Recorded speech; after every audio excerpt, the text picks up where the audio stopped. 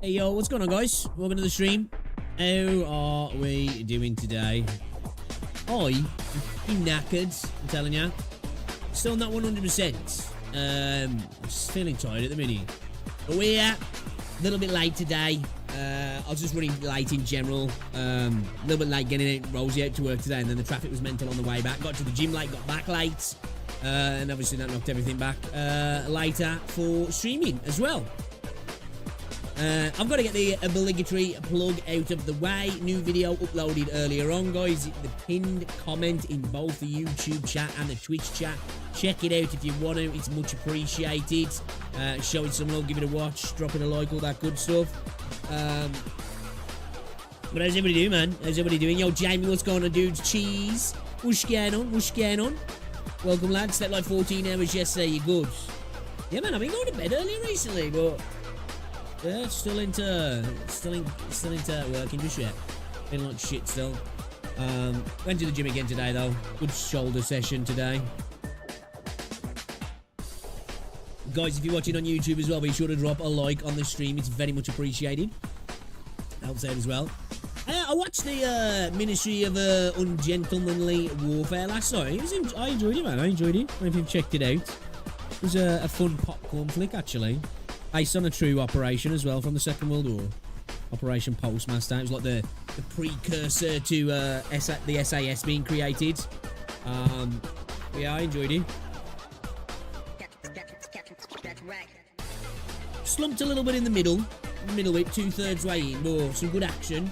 I like anything really with Henry Cavill in. Big Henry Cavill fan, so yeah, I was here for that.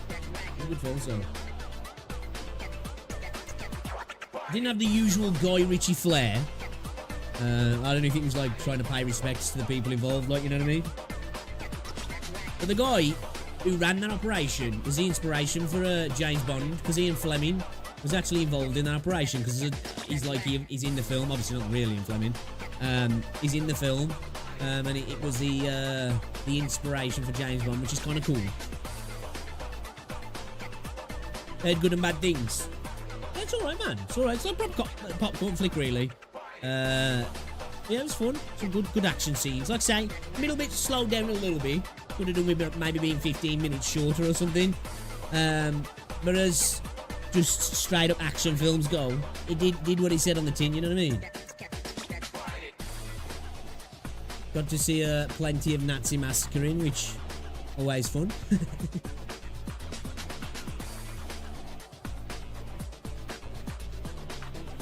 Yeah, guys, as well, if you are watching on YouTube, drop a like on the stream. It's appreciated. Oh, as well, we've got some news today. Let me just double check if it's already on there then. Oh, so I was looking at that off the grid. I've been watching some more gameplay. I don't know if I'm going to bother with it, you know. The more I see of it, the more it kind of looks kind of mid, you know. It really does look quite mid, to be fair. Which is a shame because, you know, always looking for a new shooter. To be fair, I'm not really on the Battle Royale vibe anymore. But I was hoping it was going to be a fun little thing, but yeah, it doesn't look all that good, man. Yes, okay, it is already on there. Okay, then. So it went on today, actually.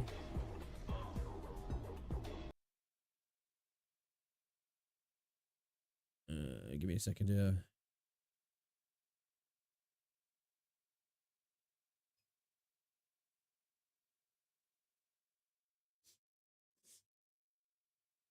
So, yeah, Reverse 1999 is now on Steam. So, this is pretty cool. Actually, I do have the game, and I did start it a while back, but we just never got into playing it. I do kind of like the combat in this game. So, you know what? Now it's on Steam. I'm probably just going to play it on Steam, actually. I do like to add things to my Steam library. It's always good. I don't know why I'm weird like that, but, you know. So, yeah, Reverse 1999 is now on Steam. So anybody who wants to actually play the game but doesn't want to mess around with 24 hours in your life. Independent launchers. How are you going to spend them?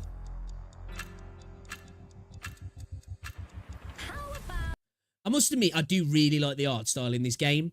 And I love the fact that, at least at the early point of the game, there's a lot of the British vibe to the game as well, which is kind of nice. I mean, do you know what? This week, we're going to play some of these. If not this week, over the weekend. Having fun with the pirate.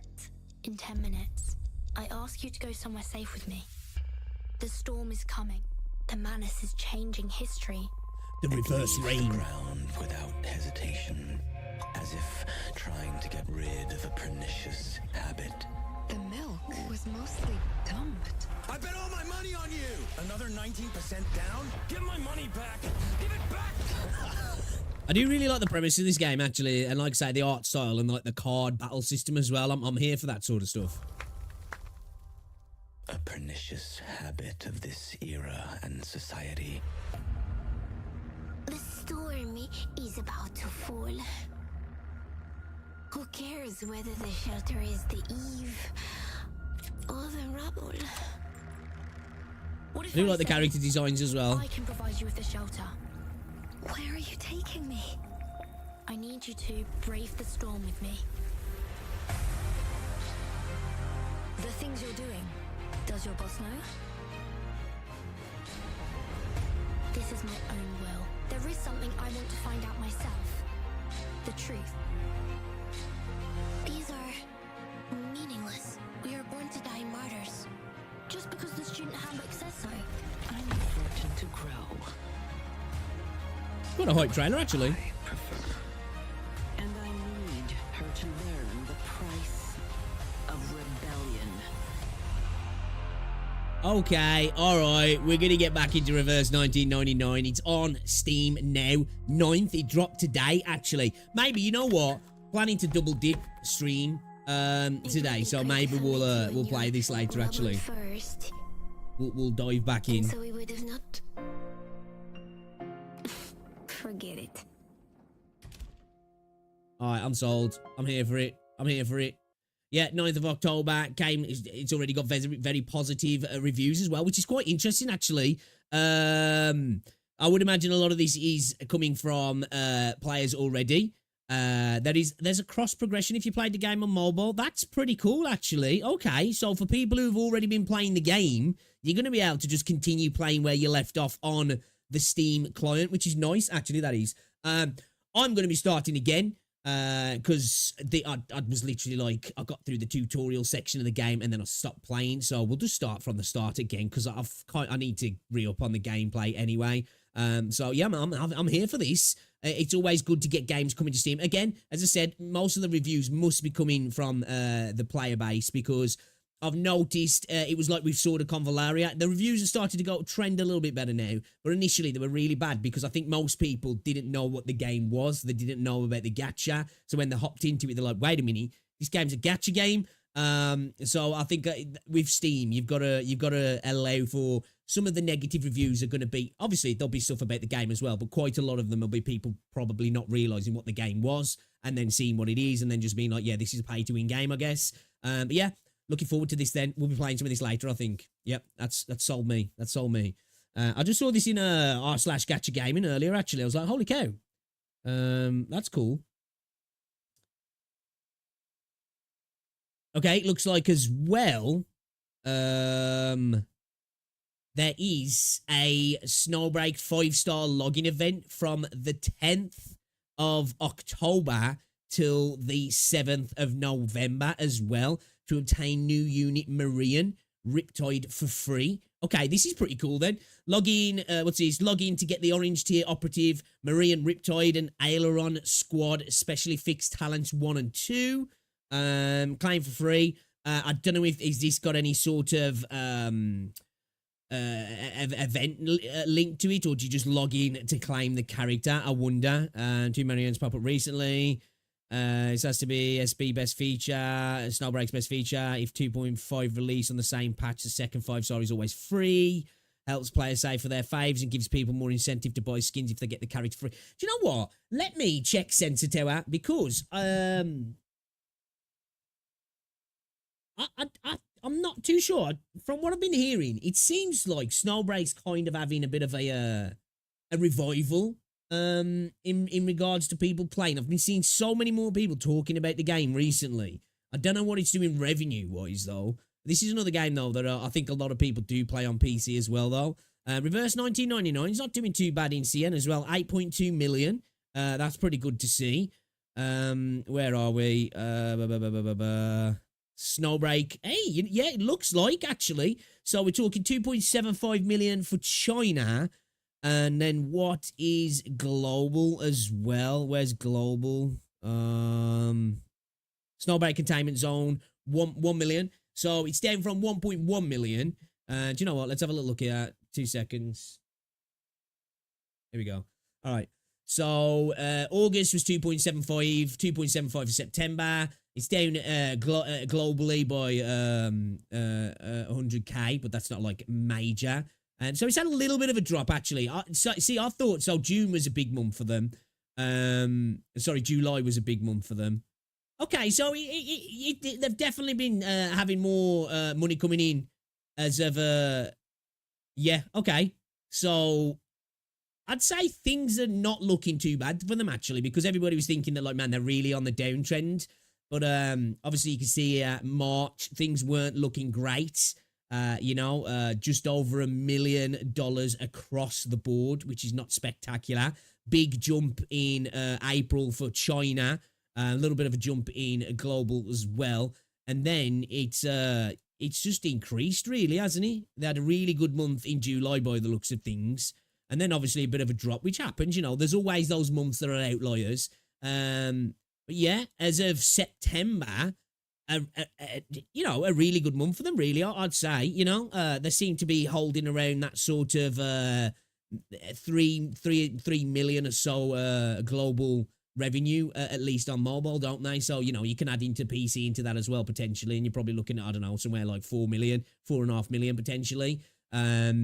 So yeah, okay, all right. It seems to be doing better than what it was, at least anyway. It's steady. It's not continuing the decline that I thought it looked like it was going to be doing. But I think they've been doing a lot of updates, actually, with this game. They did that, like, island update. They've been adding a lot of new content to the game. It seems the instances seem to be getting a little bit more expansive, a little bit more to do in them. They feel more vibrant and varied from some of the gameplay that I've seen. We're going to have to hop back on Snowbreak. And of course, the full, total degeneracy of a Snowbreak as well is going to help. Fan service is at a premium here. If you want your booba, if you want your semi-naked girls, if you want all of that, if you want to be able to give them massages and touch them up, this is the game for you, which I should imagine there's a lot of people probably enjoying that sort of things as well, but it is fully degenerate, which, hey, you know what? I'm not against it. I wouldn't want to see something like Wuthering Waves go down that route, I'm not going to lie, but hey, there's got to be that part of the game, that part of the genre there for some of us, and that, I don't mind having a little look now and again. I'm not against it. So yeah, it looks like Snowbreak's actually doing all right then. And yeah, 5-star free character from the 10th all the way through till the 7th of November. Again, it doesn't say anything. It just says login. So yeah, it doesn't look like it's attached to any event or anything. You could just log in, claim the character. So you got just under a month to claim a free 5-star on Snowbreak Containment Zone, and it might be enough to get you back into playing the game again potentially. That's cool. That's all right. Free character, you know. And one of my friends and his brother have been playing Snowbreak a lot recently. You know that you mentioned it. Yeah, dude, the game's actually like it's a fun little game. I'd like to see like this is why I'm kind of interested in that Duet Knights Abyss or whatever it's called, because like that's got third-person shooter mechanics that look a little bit more polished.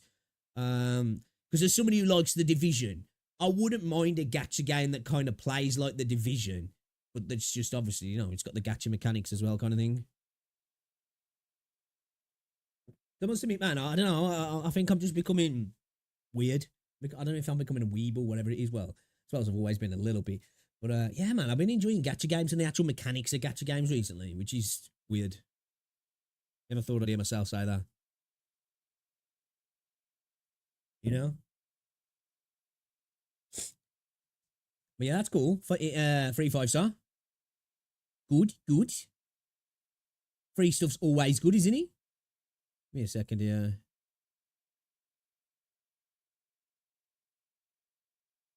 Yeah, 2 games that we are definitely going to be hopping into now. Reverse 1999, Sword of Convalaria as well. Like I said, I think if you've ever played any like a tactics game, like Final Fantasy Tactics or anything like that, I think you'll get something out of Sword of Convalaria. Obviously, it's got the gacha element to it as well, but there is like a separate mode that you can just play without the gacha stuff. So, yeah, you know, I've only played it on mobile, and obviously I can't get as much enjoyment out of playing on mobile personally. I tend to be a little bit more impatient as well because it's like, you know, it's just not a great way to play video games for me. But I'm liking it so far. I like the characters. You know, that sort of style of turn-based gameplay anyway is just kind of fun anyway for somebody who does like JRPGs. So, yeah, we're definitely going to play some of that soon. I keep meaning to get to it, but like obviously there's been updates for Zenbless, updates for Woo. We've been playing PGR as well. We've been playing Terra Fancy also. It's been a bit difficult, but we will get around to that. Give me a second here. I'm just chopping something up in Twitch.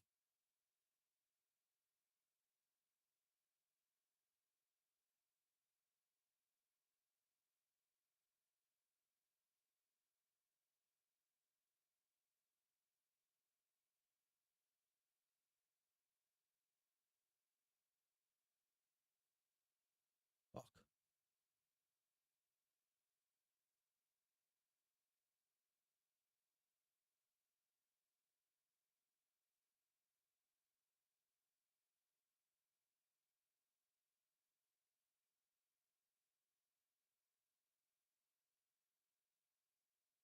I can't spell. I spelled character CHECRACTER. Yeah. Get your character. You know what? Whatever. Get your character. The same with LPM and Bleach. Yeah, I like I say anyway. I think I do. I think I've got freaking ADHD, so I like how these hyper focused watch it sometimes. But yeah, to be fair, with the gacha thing, it's been going on for like a fucking year now. So I guess you know, stretching a bit longer than usual. How's the stream looking as well? Audio all good, yeah. Levels okay. Stream looking smooth. Let me just double check. On the phone.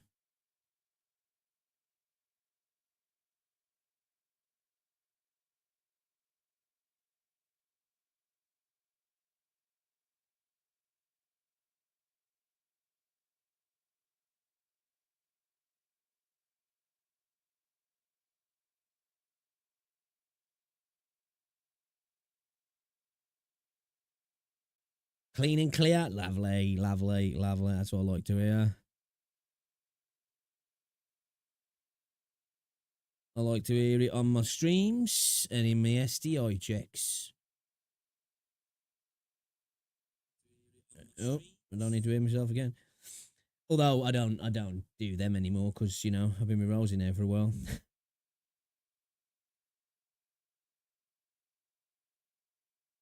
I've read your mail. You got VD.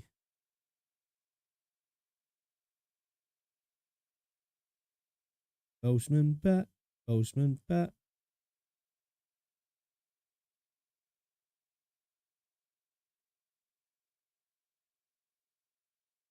Oh, I think we're good, yeah. Okay, sweet. Yeah, guys, as well, if you're watching on YouTube, drop a like on the stream. It's appreciated. Hope everybody's doing well as well today, man. You guys been up to much? Alright, let's have a look if we've got any videos, because I haven't really got much to watch today, if I'm honest. I'm not going to lie. And I'm late anyway, so we're not going to spend too much time doing that, because I do want to get into a bit of Zenbless. You know what I do want to check out, though? I do want to check this out. I do want to check this out, because, fuck you, YouTube. Alright, let me rewind that. Alright, cool. I'll tell you what I do want to watch, though. Some Zenbless Zone Zero mods. Because, you know, let's have a little look at this, then. I'm here for this. Some ZZZ mods. I saw the thumbnail and I was sold because it was Jane Doe. And I looked at that and I was like, oh, yeah, I'm clicking on this. I'm clicking on this. Bro, Belle looking thick? Jeez.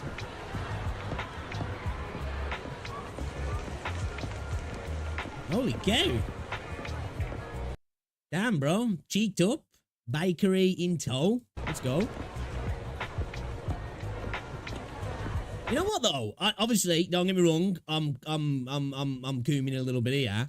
But I don't think that looks that bad, actually. That looks kind of decent. It looks in keeping kind of thing. Christ. That's it. You see so many girls dressing like this on a regular basis anyway, so, like, it's nothing out of the ordinary, really. You know? Thank the Lord for whoever invented leggings and legging shorts. Praise be to thee. Don't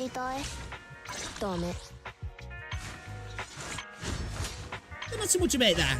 Don't know so much about that. Holy Jesus. Okay, she's definitely, she's been at the cakes, hasn't she? And she's got extra cake as well. Oh my god, it's off screen. That's, she's definitely thicker there, right? Yeah, she's definitely thicker.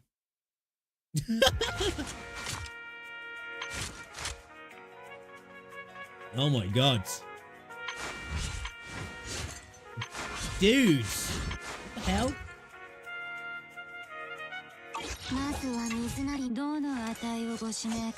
Oh my god. Alright, let's just make sure I can watch the rest of this video. Holy cow. Bro, that's not an apple booty, that's an onion booty, right? That's like, that brings tears to your eyes. Oh my god. It's degenerate and I'm here for it, you know? I'm not mad.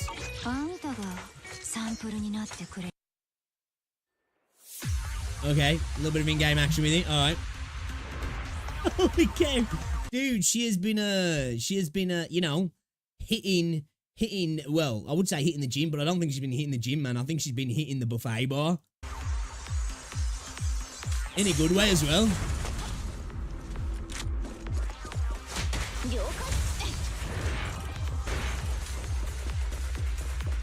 Man, what would you give to be one of these monsters? Like, it's like, you know, let me get corrupted. I'm here for it.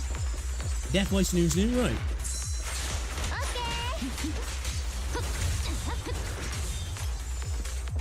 Oh my god, even the jiggle seems emphasized.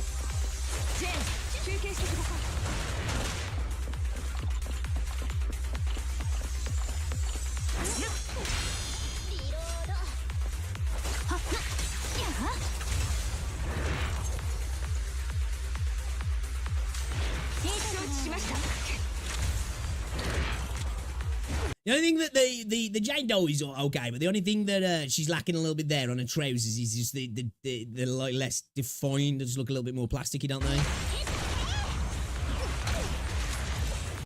Yo. Okay, all right. Yeah, I'm not mad at it. I am not mad at it. In fact, I'm very happy my eyes saw that. My eyes are pleased, enjoyed. Okay. Shout out to the modding community, man. Shout out to the modding community. Holy cow. That's a mega peach booty there, right? Stacked. Jeez, stacked is not the word. Well, it is. Like mega stacked. It's wild.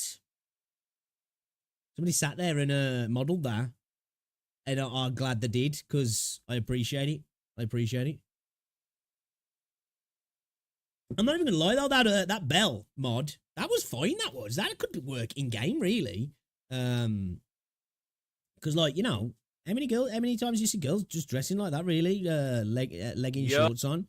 You know what I mean? And leggings, same thing, innit? All right then, let's cleanse our soul, guys. Let's cleanse our soul after that degenerate mod showcase for Zenbless Zone Zero, and check out this video from Gamba AJ. Huge announcement: new Wuthering Wave events coming.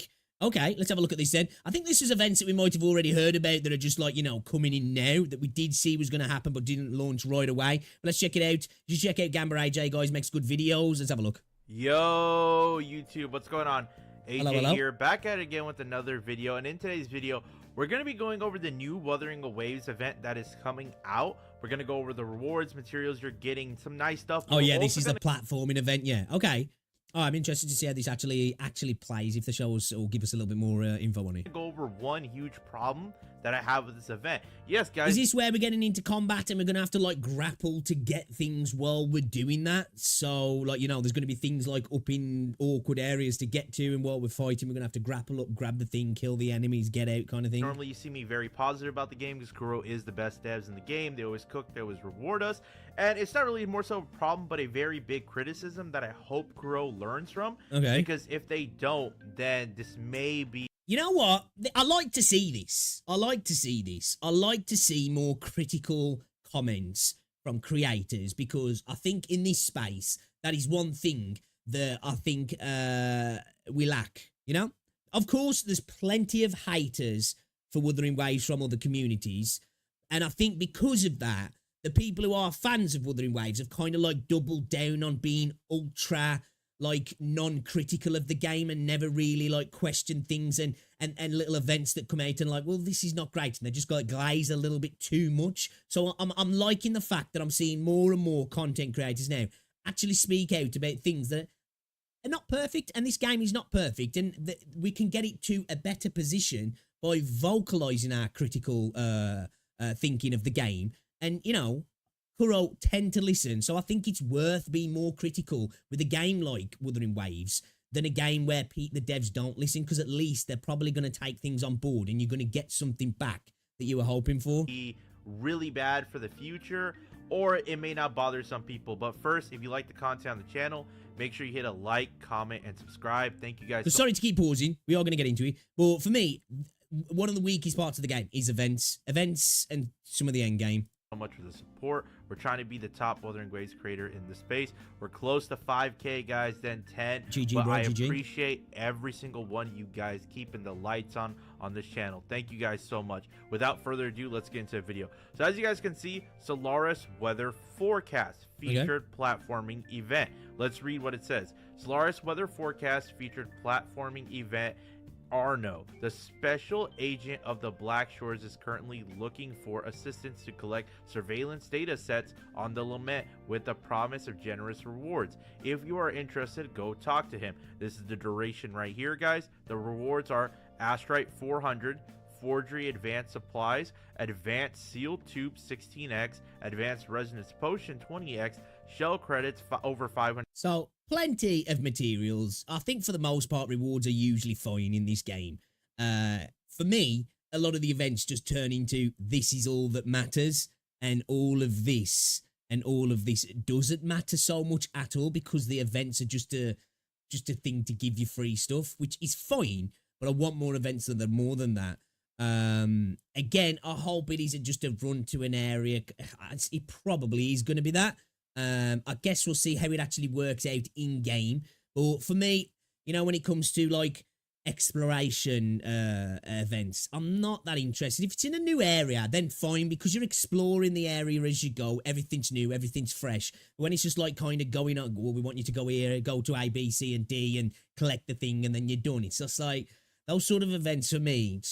I'm fine with them being there, but I don't want them to be the main bulk. They should be just little extras thrown in because they're not really that hard to make for the game. It's just like go to point A, go to point B, go to point C. I want to see a little bit more from them. 100,000 and other development materials. Eligibility: reach Union level 14 and complete main quest chapter 1, act I believe 8, Thaw of Eons, 7. unless I'm wrong, guys.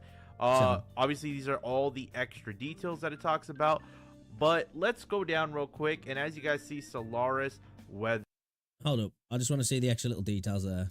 Let's actually look at them. Okay, details. Once the detection point is unlocked, you can head to the designated area to start the challenge. Okay, after the challenge starts, surveillance datasets will appear. Try to collect as many surveillance datasets as possible within the time limit. Once all existing datasets are collected or time runs out, rewards will be calculated based on the number of datasets collected. The more datasets you collect, the better the rewards. If you have any unclaimed rewards when the event ends, you can log in within 30 days afterward to receive these events. Okay, that's always good to have.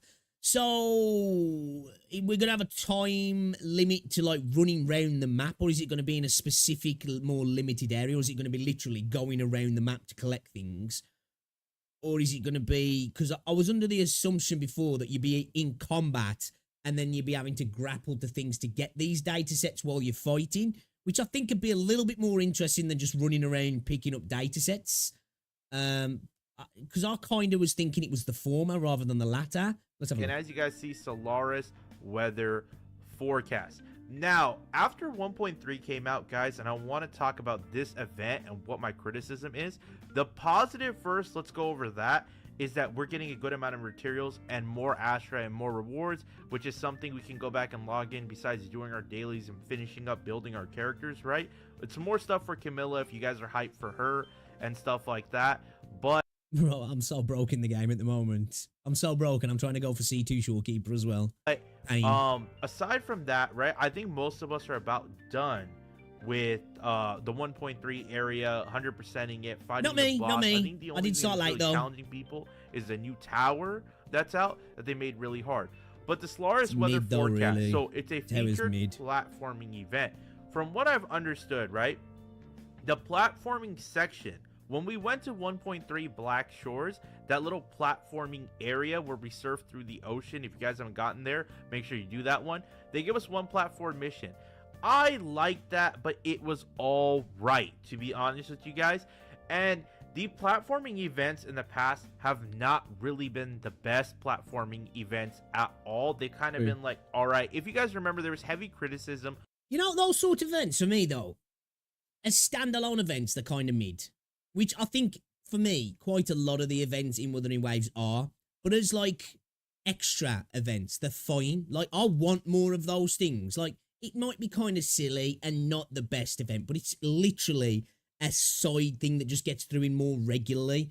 You know, like, they just come in every couple of weeks and they're like, an extra option on the main bulk of events that come with the patch that are a little bit something more. My problem is that a lot of the events tend to be like that in this game. Now, there's some that are obviously a little bit more chunky than others, but they don't feel much different, if I'm honest. A lot of the events feel kind of samey, especially the combat stuff. And I do want more stuff that's not combat orientated, but I don't necessarily want to be doing much, like just go here and go there, go and explore kind of thing, because that's not what I want to be doing. Now, if they do this well, I'd be down for that. And I think if they do something like, you know, when you're going up the towers, if they do that perspective switch like we've seen in the game before, where you go to like that 2D and it becomes platforming like that, that could be actually kind of cool, actually. When Wuthering Waves first did their first platform event and was like, wait a minute, that's it? Or it was a race or something like that, guys. But they kind of fall into the same section of event. So you probably are looking at this as the player from two different perspectives. Number one, if you're a player who just wants rewards, wants to move on to the next character, doesn't really care for the events much, then I understand that this is good for you, because you're getting your materials, you're getting your Astra, right? You're doing your daily, you're moving on to the next thing, and you're playing a different game, right? I never get that though. Like, if it's always just about the next character, but what do you want the next character to do? For gameplay, don't you? Now, obviously, you've got endgame, but like, again, these games got limited endgame. That's why I want more gameplay to play, because, of course, I want to be getting the new characters, but I want to be using the new characters in new, cool gameplay, rather than just being like, it's always about the destination of the new banner. I don't want the game to be that, really. And I know that's the core part of gacha games in general. But like, I want to be getting new characters to tackle new content, not just the small dribs and drabs of content to get the new banners, if you know what I mean. You're someone who wants more out of these events, then this is really kind of bad, because I'm not sure if this platforming event is even much better than the first one. Just throwing a random fight at the end, if that's what they're going to do for each one of the stages, isn't really the best thing. And guys, this is me not being mad or bad at Kuro or saying they're doing anything bad. I think the best way to do it would be to do that like sort of 2D, and when I say platforming like a platform game, I think that would be the best way to do it. I think that could be kind of fun. You know, we've saw them do it. They can do it. They can do that 2D to 3D perspective switch and give it that bit of depth as well. So I think something like that would be kind of interesting, actually. And I'd kind of like that if it was a little bit more than just like you do a couple of levels and then it's done. I'd like it to be a little bit more than that. And have some replayability to it as well. Because for me, when it comes to a lot of the events, I want some replayability as well, which most of them don't have. And I know a lot of events in gacha games tend not to be like that anyway, and I'm fine with one and done events, but I'd like more resetting kind of events I would in the game where you can just keep going back to it kind of thing. It's me being critical and hoping they listen to this, or hoping we reach out wide enough and get other communities and other people talking in the space to where Kuro can see this and look back at it and say, oh, he's giving us valid feedback. We don't need to do this. We should make it a little bit more advanced, a little bit more challenging, reward players. Honestly, what I would have preferred, guys, and correct me down in the comment section below, would you guys have rather wanted to see a race? Like, I would have much rather preferred going into matchmaking, guys, just racing a friend through. Well, I've been saying this for ages, and people were like, when you had that, it's just going to have cheating and stuff. And I was just like, I guess, but I would love to have some sort of a PvP element be in racing. You know, we've got the tools for characters to race. We've got the things where you can become like the flying echo, I forgot what it's called, and the gold puffs and that sort of stuff. You could have races like that. That could actually be kind of cool. Dude, like, they could even do something, which I don't know if this would work so well, it'd probably take a lot more. But say how we've got this perspective switch and it goes into the 2D. Just imagine kind of like a Smash Brawl kind of thing that's PvP. You know, like a 3-on, you know, like versus 2 other people, or a 1v1. And all your levels of your character are taken out. You can just do attacks, kicks, punches, maybe some dashes, and that be part of the game. Maybe some stuff attached to the characters that are attached to the character, but nothing to do with summons or levels or anything like that. And you can just use anybody within the roster, like everybody's accessible, or just a set amount of characters are accessible. And that'd be kind of cool, actually. The obstacle course, a long obstacle course. It doesn't matter if you finish first, it doesn't matter if you finish second, you know what I mean? You still get the rewards, and it's something fun you can do cooperatively with your friends. But let's look at the public opinion right now. Obviously, new event. Finally, I needed more resource materials. Ads, yes. Rewards, yes. More Astra. So yeah, most people are kind of just looking at this, guys, as you guys can see from rewards. Public perception right now, from what's up. Which, I get it, people want rewards, but for me, I think you're starting to get into a bit of a gameplay loop issue for me, when all your gameplay additions are just about the rewards. Of course you want rewards. The journey's supposed to be the main part as well, in my opinion, for you to keep coming back. For me, anyway. Being told for the Solaris weather event forecast is that more people just want the Astrite. The reason why I'm so hard on this event now is because, like, events are a big thing to gacha games. I wouldn't say you're being hard at all, Gamba, at all. When we're not doing the main story, when we're not doing... Man, if this is being hard on the game, people think I freaking hate the game then, because I can be very critical of the game from time to time. Combat, and stuff like this forecast event is really, really important, because events are what make us come back and play. If we have monster and good events, I do like the co-op event. I do disagree with some people who said they didn't enjoy the co-op event. I think adding a hologram level boss, making it tough and challenging, was really fun, especially when you play with your friends. I understand some people matchmake with randoms, and it could be frustrating, or you did it on your own. But if you're playing with friends, trying out different comps and just having a good time, it makes it fun. You know what I mean? Oh, yeah. I would just like more And anything can be more fun with friends, can't it? cooperative multiplayer events in the game. Like things like this, I really just don't think their platforming system is good enough, which is a shame because I do think Kuro's movement, as far as the characters move, is really, really good. But if you look at it in the past couple of days, I mean, they've delivered a lot. You know what I mean, guys? Their dev team has cooked. I can't really complain too much. You know, they've dropped this event. They dropped the mini album. They've dropped so much stuff for Shorekeeper and 1.3. I can't really complain. Our if people favorite just British want the waifu. rewards and just want to play it. But all in all, these are really my thoughts just about the future of Wuwa. I really just don't want throwaway events, kind of like how Genshin had it. Especially because I'm not even trying to bag you on Genshin Impact, but I think even Genshin players will tell you, like, honestly, the one event you could probably... Hey, yo, I'm not even gonna lie, man. Some of the events that I remember on Genshin was like kind of better as well at some point. Like, man, I'm thinking back to like little events where you had to collect, like, I can't remember whether like coins or rings or something, and then there was ones where you had to get the things in the net, and there was like a little platforming aspect. It was all within like this little square arena. I'm trying to think back now. It's been a while. That was kind of fun to me. Like, I would like to see more things like that in Wuthering Waves, where it's a little bit more abstract. It's not just the typical, go fight this boss. Oh, go fight this boss with a few friends. Oh, go fight this boss now with different kinds of echoes. They're echoids, and we're going to have some different buffs, and oh, this one's going to be timed, and oh, this one's going to be a terror one. I don't want to just keep doing that, because you're just doing the same thing over and over again with just a slight tweak. I want to feel like I'm doing something different in the game I do. Probably say that maybe slightly better. Nah, I would say the Mario Party events. I don't know. Hey, if you're a Genshin player and you made it this far, let me know down in the comment section below. Do you guys think the Mario Party events are better than the platforming events in Wuwa? Because that's something I can't really like outright say Genshin's really bad on, right? But it's not really great. I kind of just don't want anything that's not really done. Hot take, I think majority of the events in Wuthering Waves have been pretty mid. Rewards have been great.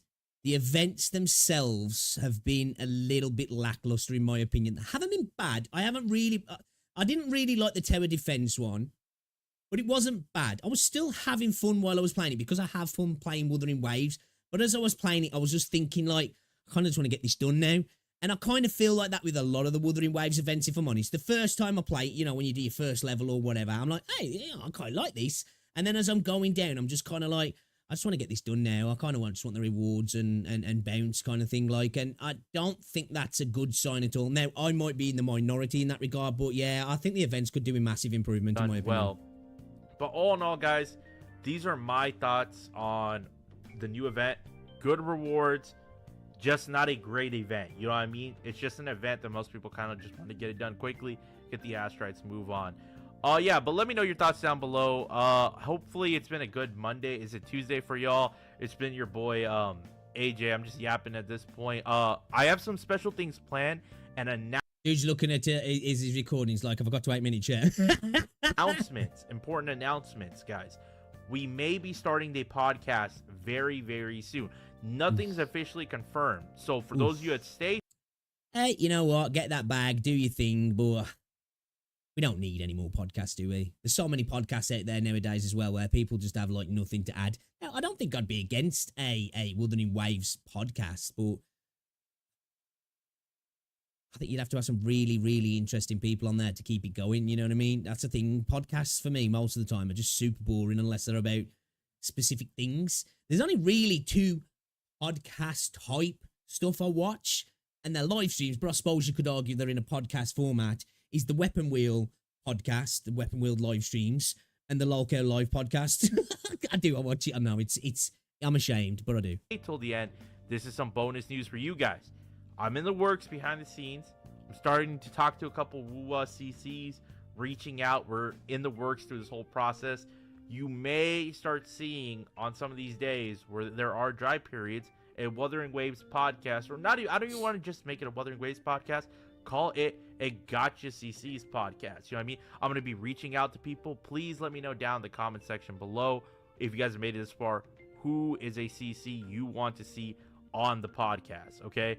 We're gonna reach out. We're gonna try to make it work. Hopefully, we can get everybody that most people want. So look, hey, you know what? There's plenty of great gacha content creators out there, but I can't even think of any names who I'd have in a gacha podcast, really, because a lot of the people out there are like just info dump channels, and there's nothing wrong with that, but I think like to go beyond to a podcast, it's like when you're doing live streaming, man, it's a whole different kettle of fish to be able to like keep that entertaining and flowing and be enjoyable and having plenty of stuff to talk about that's pertinent, that's informational, educational, without taking away from your main content, without like you sucking all the stuff that was supposed to be in your normal videos away. Do you know what I mean? Because I think to run a podcast, man, I think it takes a lot of charisma, or you got to be super interesting, or the points you're talking about are really interesting, which that could definitely carry if they're talking about some super interesting points, I guess. And I'm not throwing shade at anybody here. If not, then we'll try to figure it out. We'll go along as, you know, we're planning everything out. We'll string it along. That's it for this video. Please like, comment, and subscribe. All right, cool. Good video. For me personally, I don't get too excited over the Wuthering Waves events now, because most of the events just don't really hit for me. I think quite a lot of them are quite mid anyway. They just kind of tread over the same ground, just with different shoes on, basically. Hey, take that saying, I just made it up. But you know what I mean? I'd like to see a little bit more. I must admit, I'd like to see a little bit more from Kuro. And I get a lot of people commenting on my videos when I say this sort of stuff. Oh, let him cook, man. It's only been out for 5 minutes. I'm like, I'll get that. But, like, you know, I want to start to see some of that soon. I'm hoping. And at the end of the day, keep trying different stuff. Just because it doesn't work for me doesn't mean it's not going to work either. But yeah, good video from Gamba. You should go check him out, guys. And I guess he's going to be doing a podcast soon. So if you want to listen to a gacha podcast as well, that's definitely a good thing to check out. Mega Peach Booty. Guys, guess what? Today, I've officially uninstalled Genshin. I've never felt this liberated before. It feels good. I've already commented the same comment for like 5 times because I'm genuinely happy for my decision. Okay. Okie dokie. Okie dokie. Alright, shall we uncensored. Let me see if you get. Dude, why are all these, when I'm clicking on these videos, it's saying I've like watched half the freaking video. YouTube. 2 seconds. We have to put our camera at the top because we don't want to get in the way of Styx's beautiful face. We're going to watch another Styx video. Genuinely the most unique new gacha I've seen in 2024 so far. What is this? Okay, I'm interested. You've got my attention, Styx. Show some love, guys. If you're always interested in some gacha news, probably some Terror Fantasy hate, some cooning, some gooning. Styx is your man, but he definitely does come with a lot of new stuff that I haven't heard about, and I found quite a few games that I've actually kind of enjoyed, and I'm excited for through Styx, actually. So let's check this video out then. I know what you're thinking. Styx. Wow, that looks a whole lot like Punishing Grey Raven, and yeah, it really does. It very strongly reminds me of Lucia from... You know what? I think Kuro's next game should be a spiritual successor to PGR. More modern, newer tech, bit more cash invested into it, advertise it a little bit better, get it on PC straight away, get it on console straight away. That would absolutely bang, in my opinion. Don't get me wrong, I don't want PGR to go away because I really like PGR. But, I'll be ready for that. Punishing Grey Raven, and no, this is not Punishing Grey Raven, but it might be just as fun. Now, if this is your first time here, consider subscribing to the channel, hitting the little bell notification, that way you remain up to date with every single thing that I post, and I post daily. Do not miss out. Gacha I was news. first made aware of this over on Reddit. I wanted to take a look at this, but I'd forgotten about it entirely. The top comment down here states, this looks fairly high quality, not gonna lie. Okay. Which intrigues me even more. ARPG first PV. So what's this then? Because there is that, is it Black Beacon? I like the look of that Black Beacon, and that's like an ARPG. It's like a Diablo-esque gacha game. This is supposedly an action RPG. A lot of people as well get that twisted, don't they? Like, people think, and I guess it's because it's kind of like what's become the genre now, but when people think ARPG, they think Diablo, don't they? They think Path of Exile. You know what I mean? Which is not. Wuthering Waves is an ARPG. You know, Genshin's an ARPG. Anything that's got action-based combat is an ARPG. I have to say that. I don't know why. I'm annoying. Sorry. Action gacha game that could potentially be just like Punishing Gray Raven. And the character art for the game looks fantastic. There is a full trailer along with some information. We're going to take a look at it. Then we're going to cover all of it. See if we should be hyped. Let's react to Sticks. Reacting to the trailer of whatever this game is then. See if we should be excited. This could be yet another incredible looking action gacha game to add to our list of very rapidly growing gacha games to play in the future. Yeah, man, I'm telling you, we are entering the golden age of this genre, in my opinion. There's so many good, high-quality looking games coming on the horizon, and we seem to be branching out more and more into different sub-genres within the space as well, don't we? Always, which is good to see. If you can't hear the music, that's because it was copyright claimed. She has some serious cake. He's such a Kuma. I like this. Hey, you know what? I ain't hating though. Already. I can't say anything. I was just watching a mod video of like hella thick Zenly Zone Zero characters with half the clothes took off. So yeah, you know, I can't say nothing.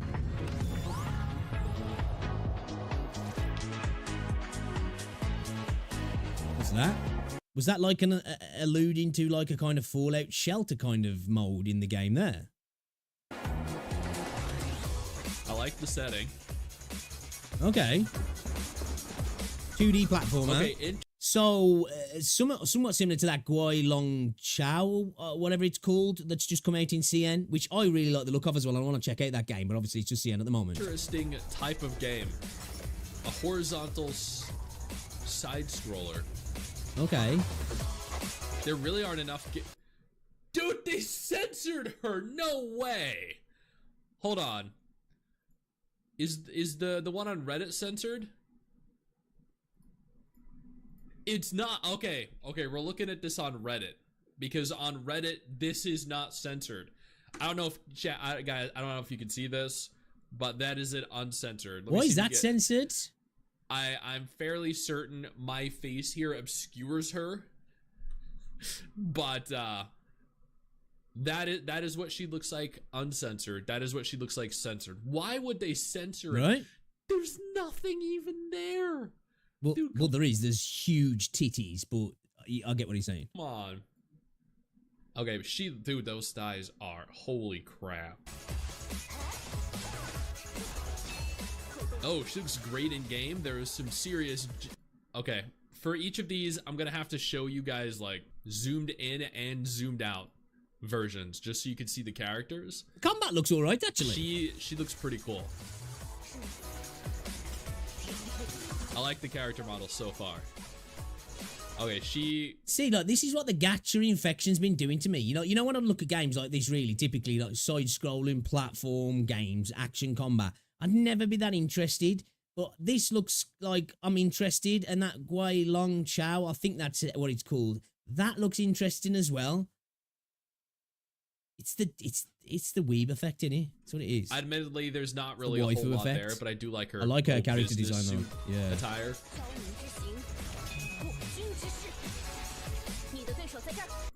Oh, she looks a little messed up. She looks like she's been corrupted by something. I would be more than happy to aid her in purging. I can fix that. Whatever issues she has. Dude's got a fucking wife. His wife's just as bad though, man.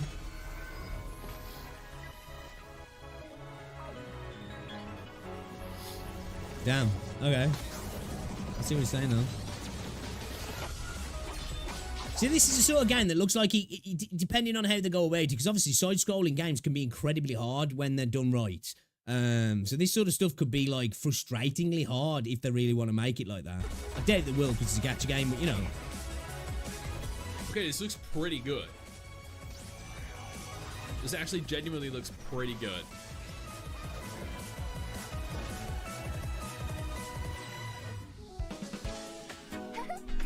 Oh, okay, yeah. It's a floating chair. Look, I like the character design. Yeah. They are nice. 你的对手在这儿。 I like her. Oh my god. She kind of reminds me. I forgot what her name is now. The one in Zenbless Zero. Forgot her name. Yeah. 做不完了。 Okay, I'm not. You sort of what to say. They got like the tape around the Lolo character as if to say no entry, stay away, weirdos. Not gonna lie. I like her. I like Some her of these a whole character lot. designs are pretty cool though. And that trailer looked really good. Something unique for a change.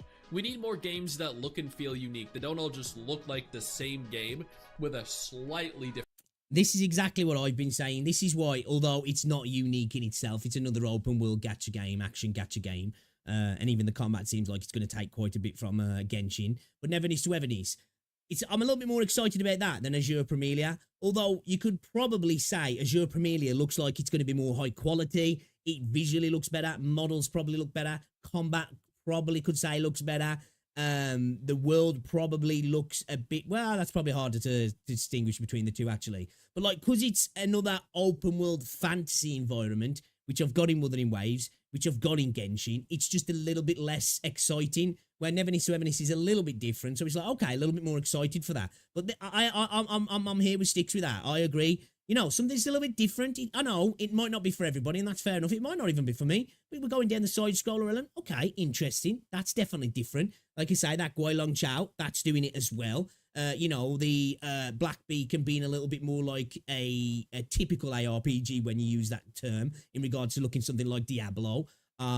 You know, I'm here for that sort of twist, like going into sub-genres or going into actual specific genres within gaming that's just not the typical ARPG or turn-based RPG. I want something a little bit different as well in the space, just to give it a little bit more variety and a bit more charisma as well. Different skin. Before we go any further, let me take a moment here to thank my incredible patrons over on Patreon and my YouTube channel members who allow for me to continue to do dedicated videos like this every single day. You guys are phenomenal, and I can't thank you all enough for the support.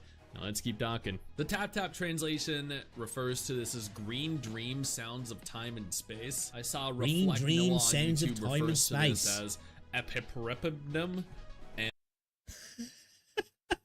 Okay. Green dream sounds of time and space. Better than what the other name, whatever the hell he just said was, but yeah. Is it just called Sounds of Time and Space because it says Green Dream Studio here? So that might just be the studio and then the name of the game, Sounds of Time and Space, is definitely better than Green Dream Sounds of Time and Space. Or even Sounds of Time and Space isn't the best name, to be fair. I definitely think some of these games would do better if they had better names. I'm not going to lie. It's like Never Needs to Evanesce. It's not like a terrible name, but like I just feel like it could be better. Even if it was just called Neverness or Always Neverness or To Neverness. I don't know. I'm just throwing them out there. And then Chaotic refers to this game as Veridity Dreamland. Veridity Dreamland. I That's still kind of ass, but I think's probably a little bit better. really have absolutely no idea which of those titles is correct. There have been 700,000 people that have pre-registered for it already. Okay, Let's that's check quite out a few the people. introduction to the game. This is a world on the verge of collapse. 40 years ago, due to a huge natural disaster called the Great Erosion, nearly 80% of the world's land was polluted by a dimensional phenomenon called erosion, becoming an uninhabitable area called the erosion zone. I keep They looking like using the term erosion, don't they? at like Eero, and I'm like, I'm thinking of something completely different. Humans. Dude, he's a Kuma man. Like, he got erosion and then and then he just went straight into Guna mode. Can only escape to the few remaining fortress cities to survive. If Okay. the situation is allowed to develop, there will be only one final result: the end of human civilization. In order to prevent the final outcome, special You need to operations buy agents called waifus. adapters began to enter the erosion zone and conduct various investigations and operations in it, committed to controlling the erosion zone and working hard to narrow its scope. Among these people, you are included. You, a field operations officer affiliated with the erosion control organization Erosion Mobile Team, will Okay, so it seems like we're going to be like a commandant, an adjutant. So a bit more of a power fantasy gacha then, I guess. Which I'm never... don't get me wrong, I like PGR. And I do like Snowbreak as well. But I'm not... That's not my most favourite way to do things. That seems to be the main thing with gachas, and it's that or you're the chosen one. That's one thing I really do like about Zenless Zone Zero, really. You kind of are like that with being the proxy, but it's very much different, isn't it, as well? Lead your team members to travel through polluted areas around the world to fight for the future of mankind. Our story will begin with a seemingly ordinary mission that is probably not going to be ordinary at all. I know. Right. What a shocking turn of events. This is a 16+ game. Sounds great. Green Dream Studio. So it's probably going to be quite degenerative then. Degenerative? No, we don't want that. Degenerates. We do want a little bit of that sometimes, but we don't want it to be too degenerate. Who have not done another game, which is good. I'm glad. I'm curious to see what comes of this. The developer made a note. The game has been in development for 3 years. Okay. That is big. The game takes place in the near future under a fictional worldview. It looks like players will be able to explore cities, wastelands, and other worlds. You'll make friends to save the world. It has always been a horizontal action-adventure game. It has not changed since we started the project. We hope the players can experience the unique combat fun of horizontal games in the game by dodging or countering enemy attacks in both horizontal and vertical dimensions, switching between ground or air combat at any time. Vertical, so there might be some missions where it's literally, you know, going up. Well, that's exactly what vertical means, but you know what I mean. I wonder if there'll be any stuff where it's like you kind of just like in free fall collecting stuff as well. Time and through the linkage between teammates, playing refreshing combos and defeating various types of powerful enemies. That all sounds really fun to me. Like, I'm gonna be honest with you guys, and I'm sure some of you can relate, but there are only so many Genshin Impact adjacent games that I can enjoy. True. Right? Tower of Fantasy, Wuthering Waves, Azure Parmelia, Neverness to Everness, Project Mugen. Agree. Again, as I said, Never Needs to Everness to me, I'm a little bit more excited of because it's slight twist, but he's right. It's still pretty much an open world game that's very much in that vein. Ending, not like there are only so many open world anime RPGs that also happen to have action combat that I can enjoy. I need variety. This right here might just be what I'm looking for. In addition to fierce battles, we will also provide players with a wealth of horizontal levels, including puzzles. The big question though, is it going to be global? And is he going to have a PC client straight away? Because he better. Exploration, that sounds great. Treasure collection, sounds great. Hidden levels, so that will actually provide incentive to explore. From simple to hell, various gameplays will be gradually presented to players as the map and plot develop. Cool. Don't worry, the difficulty of the game is our focus, and it is our constant goal to let all players pass a plot and fully experience most of the content of the game. If you're interested, you want to play in advance, you're welcome to participate in our upcoming. Difficulty of the game is our focus, and it's our constant goal to let players pass the plot and fully experience most of the content of the game. Okay.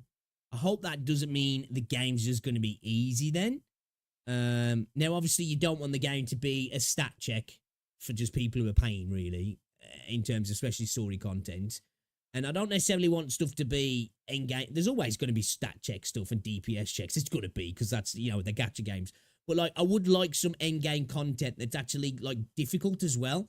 And not just from a stat check point of view, just from a skill check, really.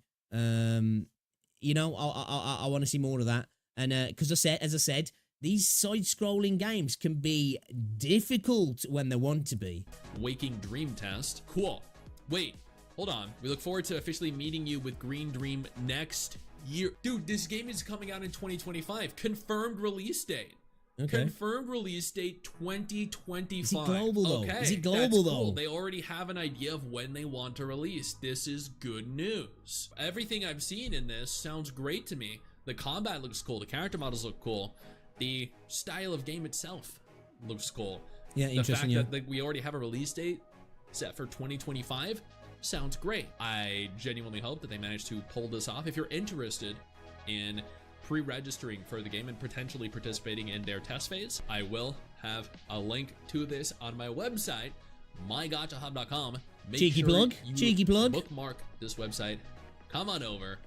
I post on here every single week concerning upcoming games that you might not know about. But I thoroughly look forward to trying this out, and I wish them all the best. Hey, you, where do you think? All right, cool, interesting. I'm always here for, like I say, these new games are a little bit different, might not be exactly what everybody's looking for, because I think everybody's looking for that like new, like Wuthering Waves type game, Premier League type game, you know, this big open world type. But I'm here for these potentially smaller experiences, but are just a little bit different as well. But guys, check out Sticks again, another game I didn't know about that I found out through Sticks. This is why I like to watch his content. You should show him some love. Drop a like. I'm interested. I am interested. It looks all right, actually. I'm here for it. A little bit different, isn't he? A little bit different. Version 1.3. Alrighty then. Let's check out.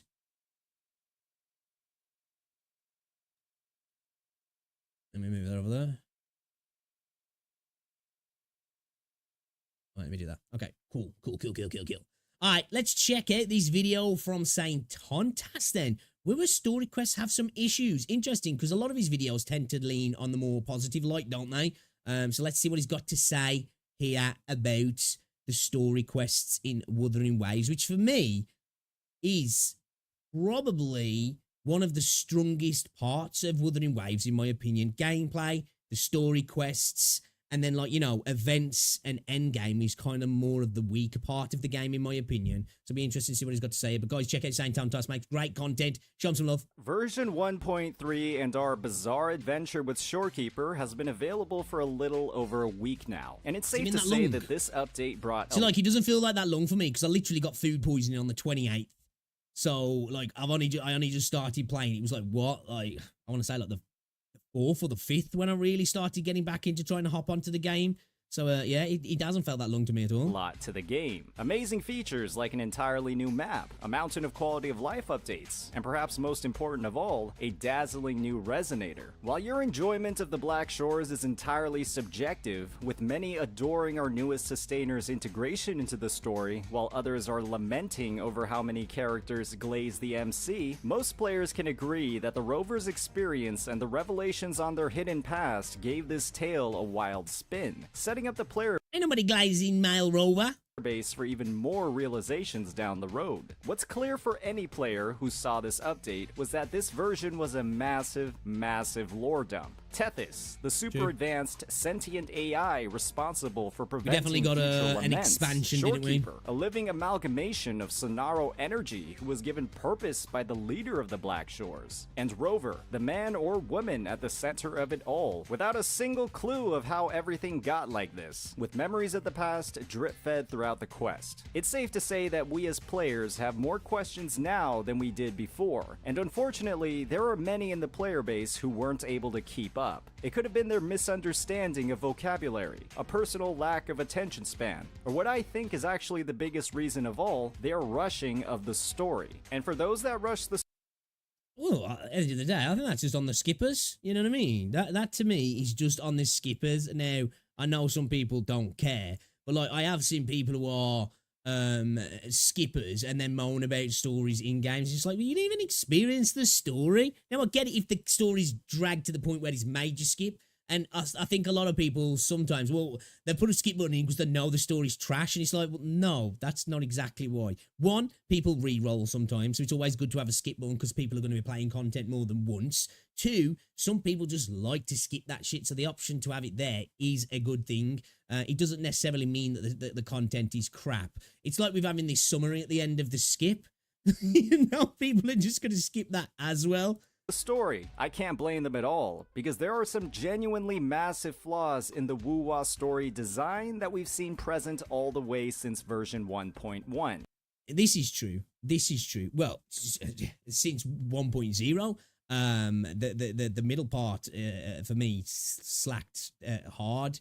1.1, I really enjoyed 1.1, and I've really enjoyed this as well. Actually, the run up to that the boss fight, that was enjoyable.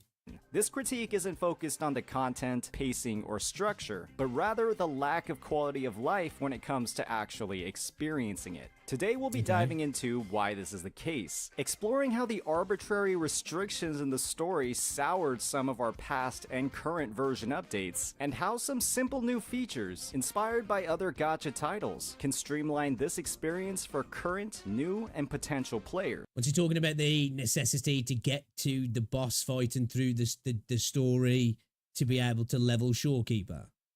Kuro's ironed out a lot of clunkiness with their quality of life updates, but there's that was a even little more bit annoying, I'm not gonna opportunities lie. here. As always, if you're enjoying this, Because like I fetched Shorekeeper out and was like, right, we're gonna level her. I was like, oh, I can't level her.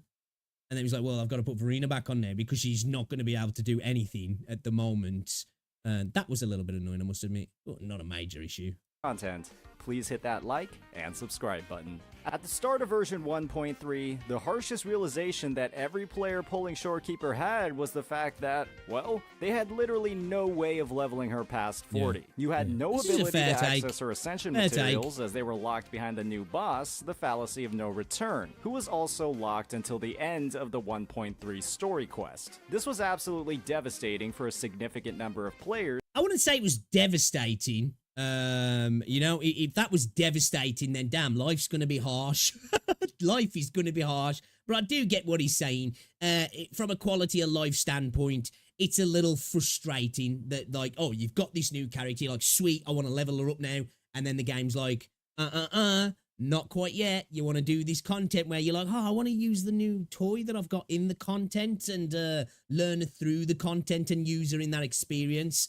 But it's not a major problem. It hasn't bothered me too much. You know, I've obviously, like I said, I was ill, so I missed the first 4 or 5 days of the patch. You know, I've finished the story quest now. I've pretty much, I've got her leveled up to like 80 now. So, you know, she's ready to start being built out properly in a Tracy's and a Echoes and all that sort of stuff. But I get what people are saying.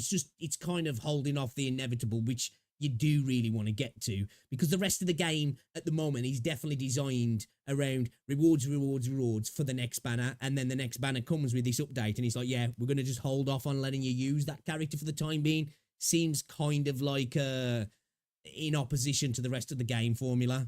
For a few reasons. First, Shorekeeper was one of the most highly anticipated units from a simple team building perspective. She is the 3rd healer on the roster, the first limited sustain, and also the one with the biggest buffs in the game. Many wanted to get her up and running as soon as possible. And with her ascension materials and best in slot forecast Echo locked behind the story, this was impossible. The second reason was the release of a completely new endgame mode on the same Mid. patch with 3 full sustain Gotta units get that Terror of required the to fill Versity out slander in teams. there, Many guys. had Can't help no myself. chance of clearing this mode until Shorekeeper was fully built. While this was mainly an issue for the sweatiest players, those on the other end of the spectrum were affected as well. The third and likely most devastating reason was the fact that the hazard zone of the tower, you know, the one that gives a massive number of astrite, that zone had its reset less than 24 hours after the release of Shorekeeper, and there were many who were banking on her release to finally claim their astrite. What this all meant was that some players had some immense pressure to level Shorekeeper as fast as possible. You could have simply wanted to play your own Shorekeeper throughout the story quest, or you were a player who was not consistently clearing the hazard tower, or just somebody who wanted the new healing Echo on one of your other sustainers. At the end of the day, there was likely a significant part of the player base who skipped through a majority of the story, not because they didn't enjoy it, but because it was preventing them from doing something else.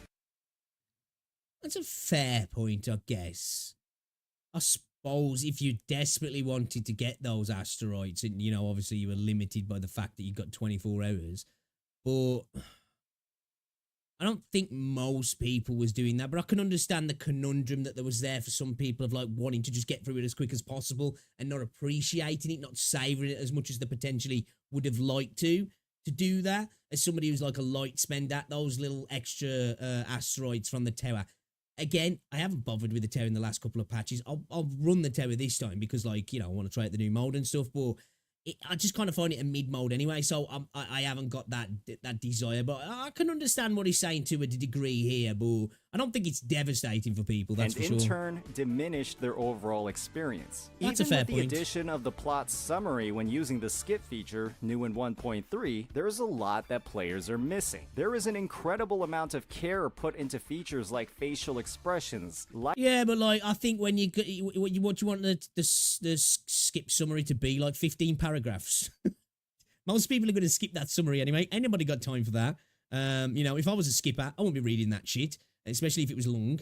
But I'm a story enjoyer, unless I'm doing side quests that are not voice acted and they're just not really interesting at all. I don't skip much content in most gacha games, if I'm honest. lighting, Unless it's and just absolutely environmental trash design story. that can't be put into words. And it's This, an absolute shame that part there were of the, incentives for players to rush quest through line this was hard awesome, work though. as fast as possible. The worst part about all of this, This is however, borderline- is the fact that borderline this is a AAA problem we've had quality for this was. months now. But the issues and pressure were never this big. We saw a similar situation with the release of Jinsei and her best-in-slot forecast echo, Jue. Jue was another boss who was unfortunately locked until the end of the version story in 1.1. While Jinsei didn't have any problems The thing is, though, for me, it made sense, which I guess it kind of makes sense in this part of the story as well, but it definitely made a lot more sense for you not to be able to have access to Juhei right away because, you know, like, it being the Sentinel, it being a major part of the story.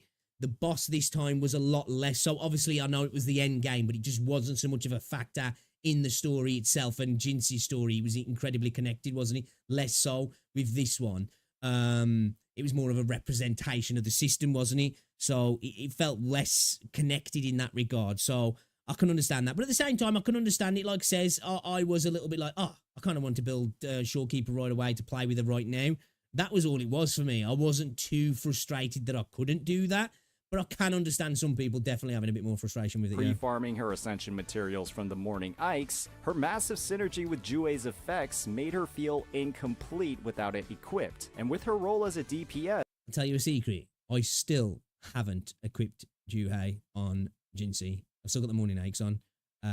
Yeah, I know. I need to do it. I just I have got some echoes of him. I need to look at which ones I've got actually. Just hate farming that annoying snake dragon. yes, this made proper gearing even more important for her performance, and in turn gave a lot of incentives to blaze through 1.1 and mount Firmament as fast as possible to get started on the Echo grind. Factor in that Jue was also a weekly boss whose materials were required for Jinsei's skills, it's a very similar scenario to what we saw for Shorekeeper. While these issues were present for all players when the new update arrived, we also have to think about how all these restrictions could impact new and returning players in the future. With all of these bosses, materials, and echoes locked behind hours of story content, this could lead to many players skipping even more of the story earlier on. Not because they don't like it, but because this story is the only thing preventing them from strengthening their characters, a core element of RPG games. And that's not a great dynamic, especially when Kuro's made such huge leaps with their storytelling since version 1.0.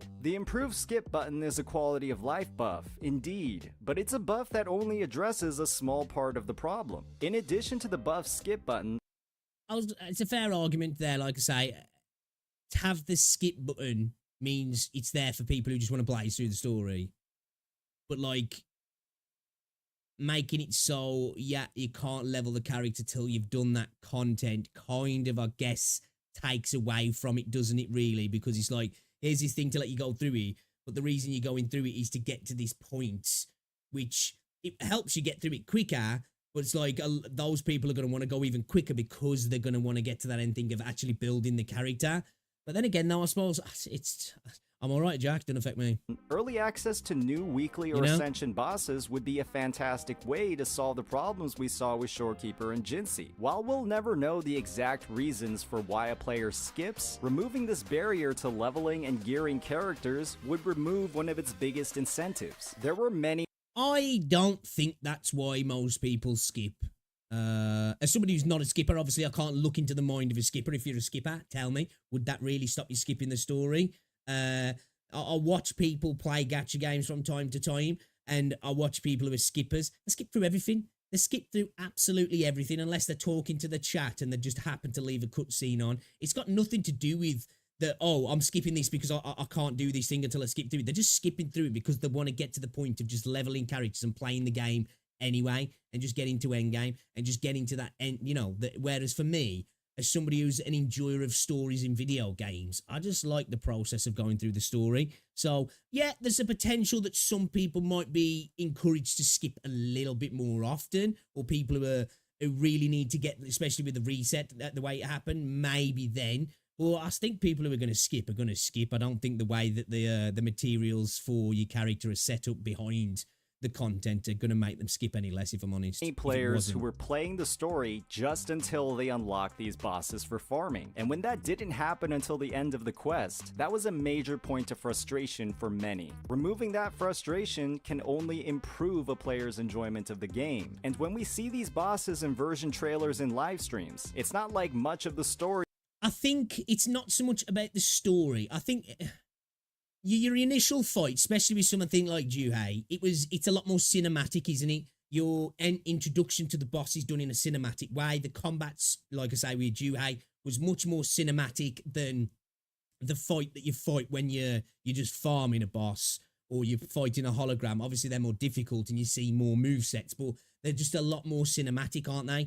I feel that if your first introduction to the boss is just you farming the boss and then you get introduced in the cinematic element, it's kind of taken away from both in a sense in regards to the experience. So I can kind of understand it being locked behind the actual boss fight that's part of the story, but I also get the other side of that, of the material side of things as well. So I can understand what he's saying, but I from a creative standpoint for the game, I also get why it's been implemented as well. The story is spoiled simply from the boss fights alone. Another feature that would help address those who regret their rush of 1.3 or even the 1.1 story would be the ability to re-experience key dialogues or cutscenes. It is undeniable that 1.3 had some... Would that make us have a bit of bloat in the actual game files themselves though? Because isn't that a reason why Zenbless is quite big?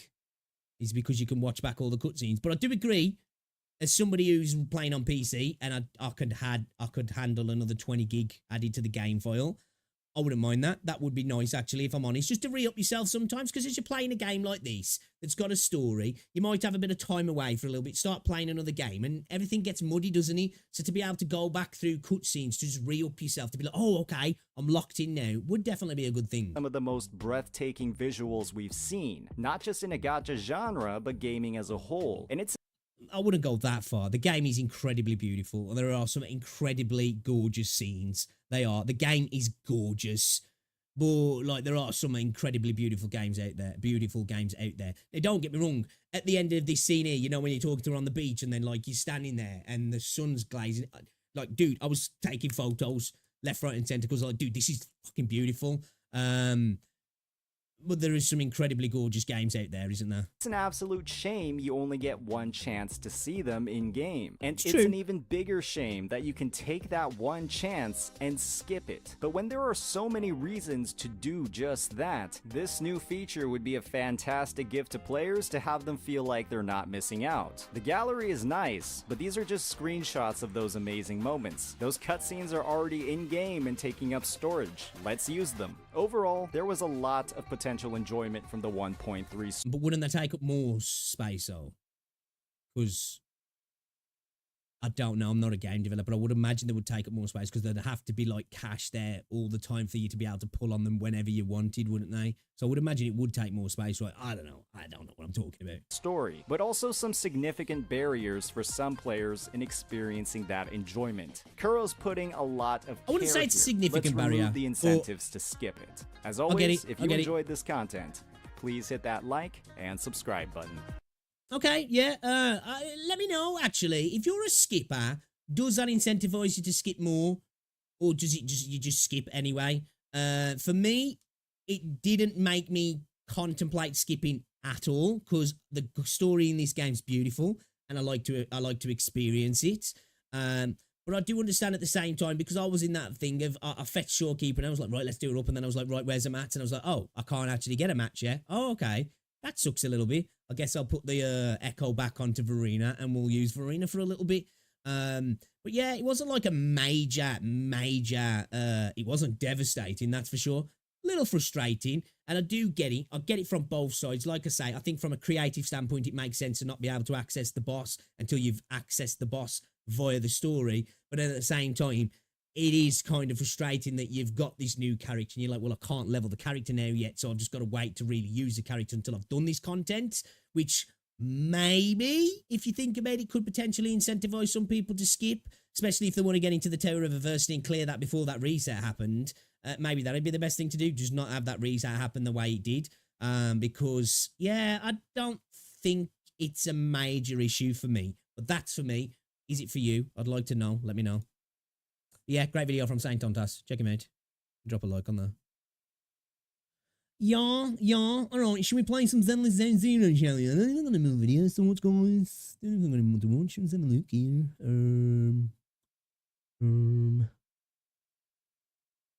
Alright, let me check this video out from a Tech Town, actually. Oh. This one might trigger some people. Genshin Impact fell off from more Tech Tone. This is his other channel. Let's have a little look then, shall we? Why is it fell off? We got a little comparison. Okay. You know, for me, it's undeniable from a fidelity standpoint. Now, I don't know if this person, are they playing at max settings here? I'm a little bit dubious. It's been a while since I played Genshin. Something looks a bit off here. It looks a bit scuffed, but come on. You can't tell me from a fidelity standpoint that this is not an improvement, you know? Now, from an art style aesthetic standpoint, we can argue this case here because I really like the art style of Genshin. But I think from a fidelity standpoint, obviously, end of the day, it's all preference, it's all subjective. But, you know, this definitely looks better, as it should. It's 4 years newer. It's running on Unreal. It makes sense. You know what's really fucked up? This video just broke the immersion for me, and I now realize that Wuthering Waves just does look better than Genshin Impact. And I think I just realized it. Like, dude, Ayako looks dumb as fuck. She kind of does a little bit, doesn't she? That, like, dead stare does make her look a little bit vacant, if I'm honest.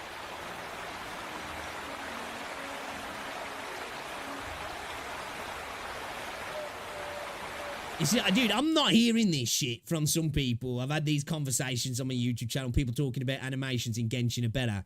It's just like, fully cap. And for one, anyway, in a combat, a lot of the animations are reused anyway, and they're still not more polished, in my opinion.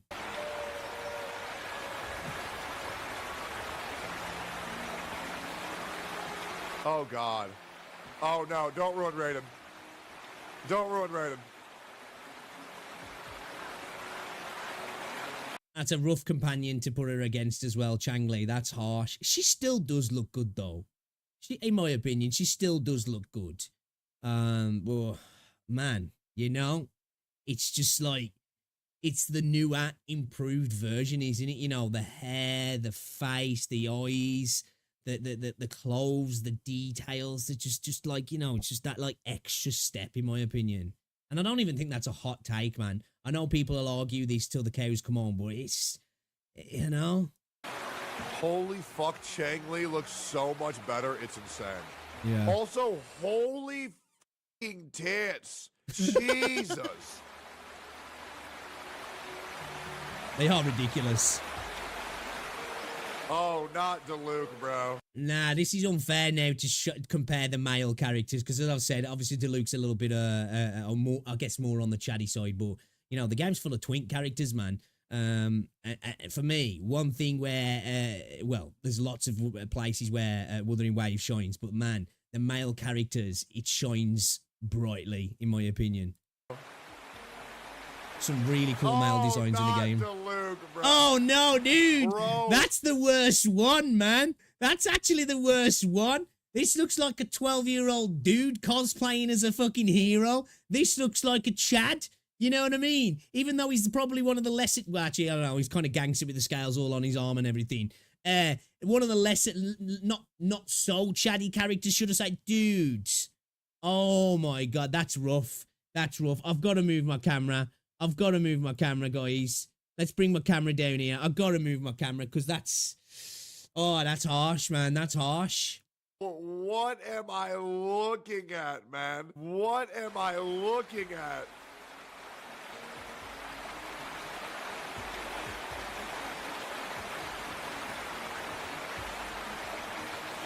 Okay. Oh, dude, he was scrolling along then. I saw Cal Charo. Now, you can say what you like about Cal Charo as a character, as a viable meta, but dude, he's a freaking dope looking cat. It's Sephiroth at home. It's dollar store Sephiroth. What's not to love, you know? Damn, dude, these comparisons are harsh, bro. They are harsh. Here we go. The two Giga Chads of Genshin and Wuthering Waves.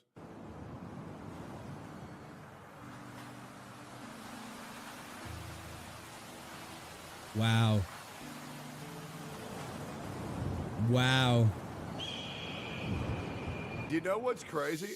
I still think with Ito's dramatic red eyeshadow, I actually think he looks pretty good. That being said, The thing is, these characters do look good, but when you put them next to the Wuthering Wave characters, it's like,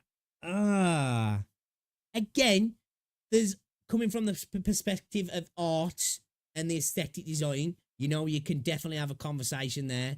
And there's different styles, and I love Genshin's style, but like, man, this is rough. They shouldn't have done the male comparison. It's just not fair. his noodle arms looks like he makes him look like such a soy boy. It's not fair. Ito with the right arms would look insane.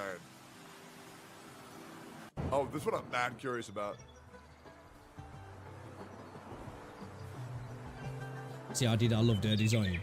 I still do, man. She's aged the best, really. She looks great, but man, Tauchi. I think Beto looks all right because she has one eye covered. But man, Tauchi's tits are just fucking nuts. Ridiculous. Like, that's just fucking absurd. I'm also curious, Rosaria pre-nerf. But what? You're the event organizer, aren't you? Do you... Why did they ruin her, man? Can we? Why did they ruin her?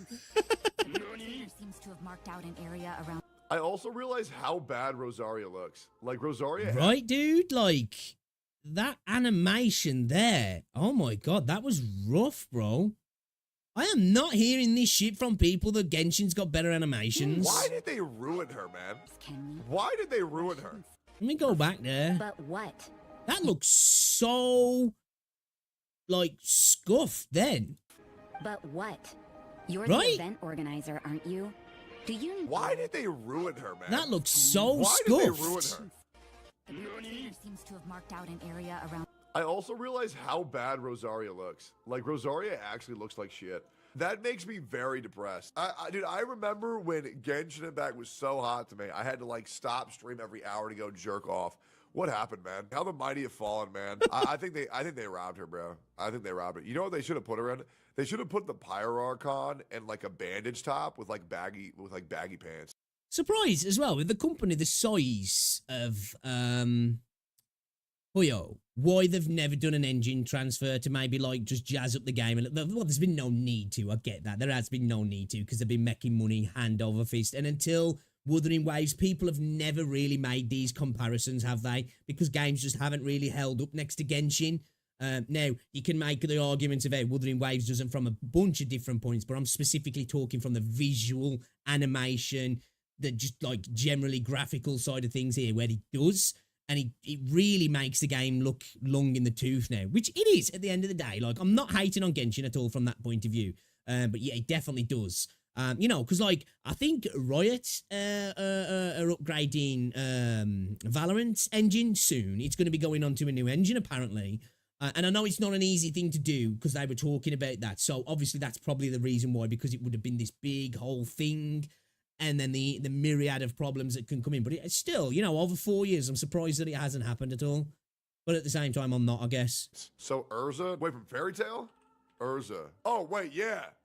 Wait, no, yeah. Exactly like that. Yeah, exactly like that would look goated as fuck. I have not seen Fairy Tail, but yes, that would work great. All right, guys, welcome back. Okay, all right, damn, dude, bro. Yo, Yo. Okay. That is not great. Like, dudes, let me just go back to this one here because my camera's out the way here. Bro, she looks so vacant in the face. Does she not? Like, well, you could argue that a little bit Jinsey does there, but there's just like so much more like, she just looks like a doll. She looks like dead, you know? She looks like she could almost be a horror prop to a degree, where like Jinsey looks like alive. You know I just can't help but look at the background as well, like, you know what I mean? Like, look at the backgrounds. You know what this broke just. Oh God. Oh no, don't ruin Raiden. Don't ruin Raiden. Like, Raiden doesn't look that bad, but like comparing it with Chang Li, it's just, it's hard to live up to that, isn't it? It really is hard to live up to that. This is the worst though, guys. This got me shook. This got me so shook. Not Diluc, bro. Oh, not Diluc, bro. Dude, I remember like when I first played the game Diluc and I was like, I want Diluc. He looks kind of sick. Dude looks like actually like a cool character. Morphe is by far not the coolest. Like, he's a cool character, but when you've got characters like freaking Zhang Liao, Jian, Calcharo in the game, you know, probably Morphe's probably right behind them actually, though, in my opinion. You know, you've got Calcharo and Jian in the game. This is not even your top tier, and I'm not saying that Diluc is now really, but bro, this comparison is stark. This is rough.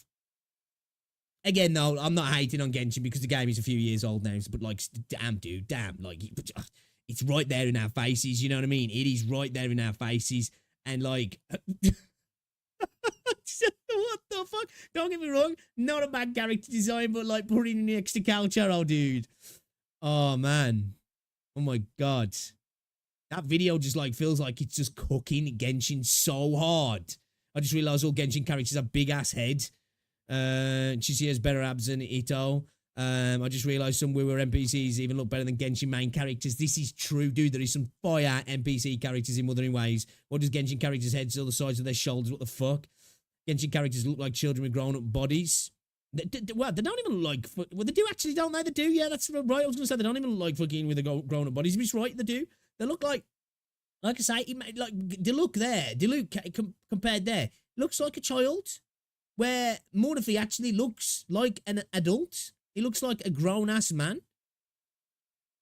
And I know, like, a lot of the characters in these games tend to be, it's hard to say sometimes, you know, ranging from, like, 16, 17, 18, early 20s up into, like, mid-30s. You know, where for me, when I think of Morphe, I think, well, I don't know, it's hard to say with anime type stuff. You know, late 20s to mid-30s. You're saying with, like, Jian and Calcharo. But, like, this looks like a 13-year-old dude cosplaying. You know? Waiting for the Huyo Shield cult coming. Genshin models look like potatoes. Damn. I wouldn't go that far. I think it's just putting them next to that. Like, it's like a harsh comparison. Damn. I feel like I'm cooking Genshin here when I'm not, because I like Genshin. Bruh. Makes them look a little bit like shit. It does. It does. Jesus. Oh my gosh. Oh my gosh. Holy cow. Alright, let's play some Zenbless, shall we? Let's do it. Fucking hell. Shocking. Shocking. Shocking.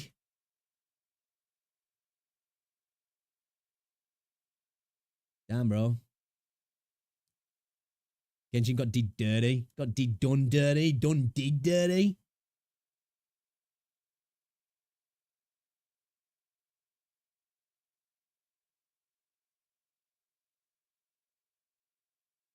Oh, whoa, whoa, whoa, whoa, whoa. Oh, AG PC client test. I think Geyser needs to get a PC version as well, bro. Like, shit's annoying. I want to play that game. I can't be dealing with emulators anymore.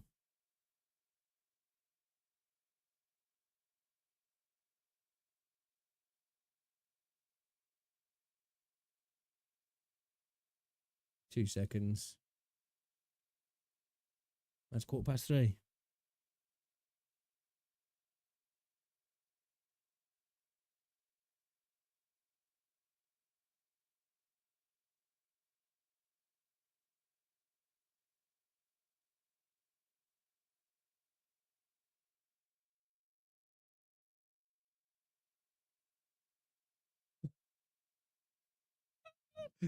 Dude, yo, that was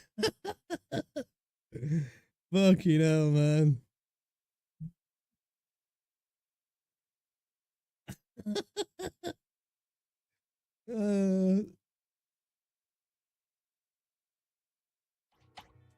I'm flabbergasted.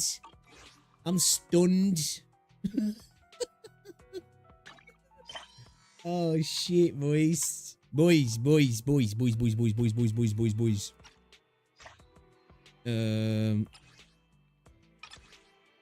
Alright, let me take that commission. I need to do I need to do my internet thing to level up my internet level now? Level 43, I need to get to, I have done it, 45, and I think I need to level up my characters now.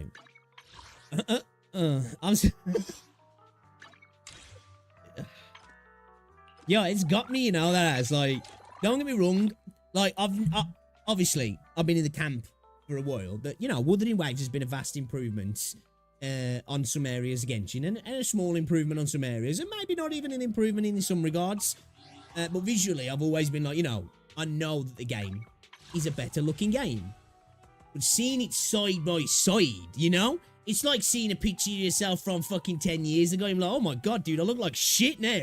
I didn't realize I looked that bad. You know what I mean? Alright, let's do a pull.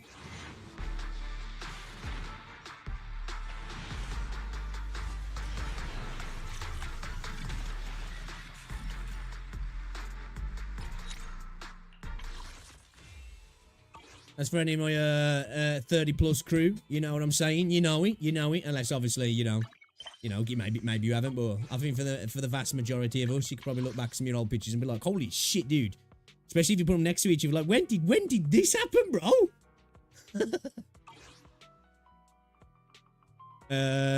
Alright.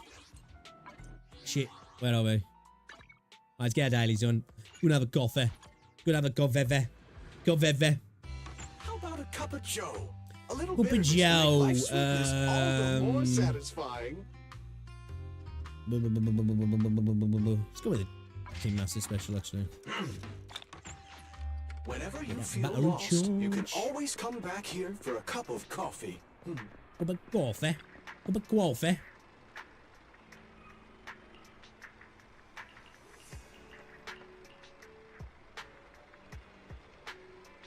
Oh wait, there's 12 volumes. When she's done, she gives a hell of a rub before leaving happily. The annual edition of the redo tour is available for order now. Oh, the freebies puzzles made from pictures of previous issues. Woof woof. Or maybe I shouldn't have skipped all that. I just want my Hell pauses and thinks for a moment, then brings over the puzzle book and pats the book twice with its paw. I love Hell. You want me to do the puzzle here? How can I turn that down? Let's get started. Okay. Alright, let's have a look then. Bustling Wilderness. Limited time records. Play one puzzle in Bustling... Oh, alright. Alright, let's have a look. Oh, okay. Move all the puzzle pieces to the correct position to complete the puzzle. That looks like that might be in the right spot. Oh, right there. I see it to view the complete puzzle. Well, that's kind of easy.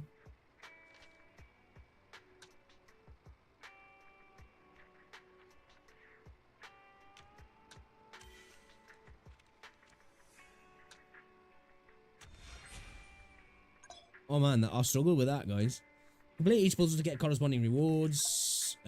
Click here to shuffle the current puzzle and try again. Or do I get more rewards for it? Are you sure you want to re-scramble the pieces? After scrambling, you can re-experience the puzzle exit to return to the puzzle's original form. Okay.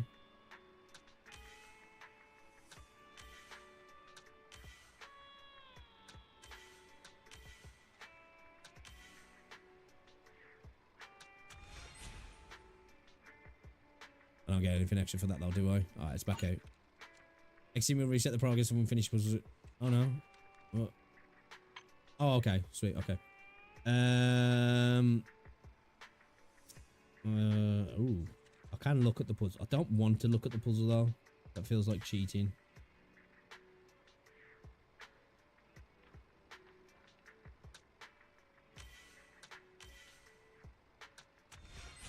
Considering they're not hard. You know?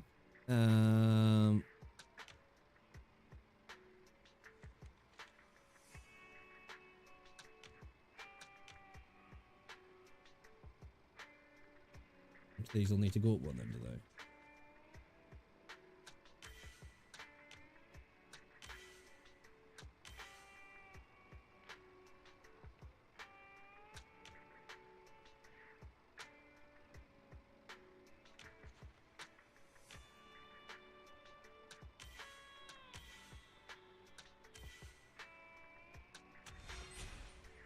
Alright, cool.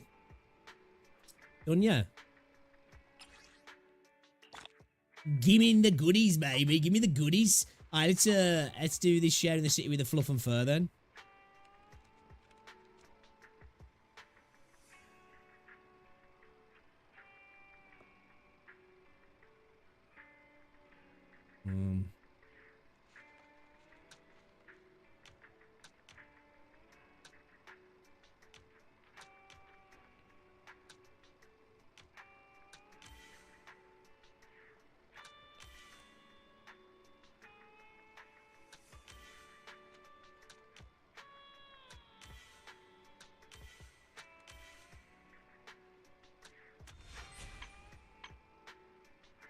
Hey gents. Oh, it's a fucking hole.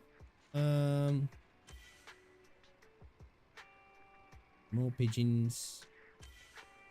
I'm guessing hell's over here then.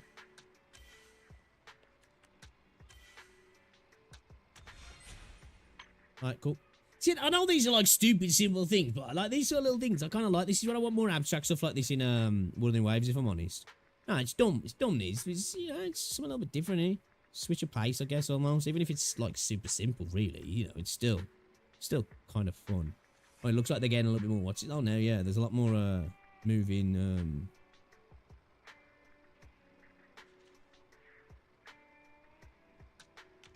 Are all these movable? Oh, they are, yeah. This time, every single one's movable. Yeah. Okay. All right. I'm here for this. I'm assuming these might. Okay, so these have got to go.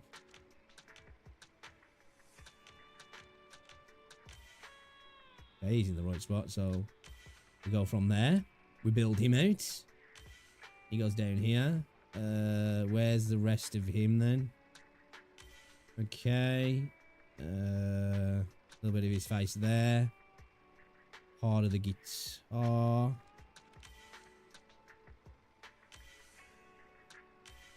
Okay. A little bit of his back there as well, isn't there?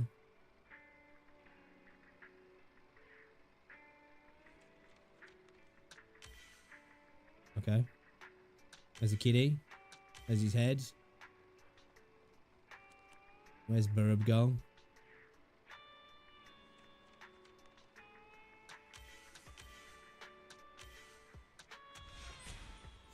Alright, okay. So, they're getting a little bit deeper. Still pretty easy, though. Definitely not looking at... Oh, this one's, an easier one again, then, isn't he? It goes down there. Goes there, that goes there. That goes there. There's the top of the red sign. Oh, that goes there.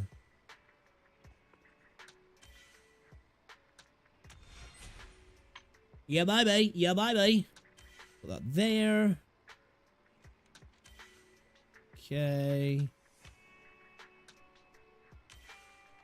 There's the rest of the windscreen. Awesome. It's gonna go there, isn't he?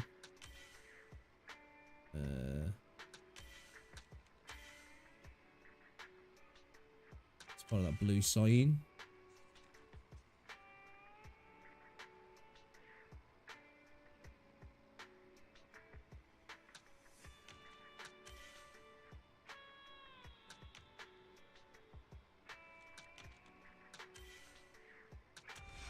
Alright, let's go. Let's go. Let's go. Okay. This is going to be part of the road down here somewhere, isn't it? Okay.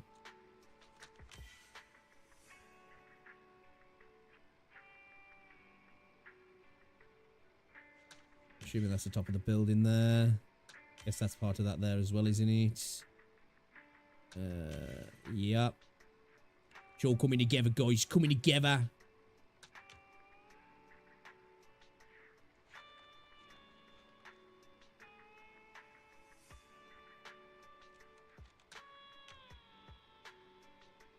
Actually, where's that truck? That goes there, doesn't he? Okay.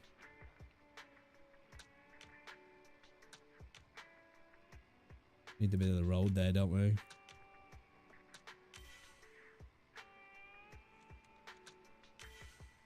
Okay.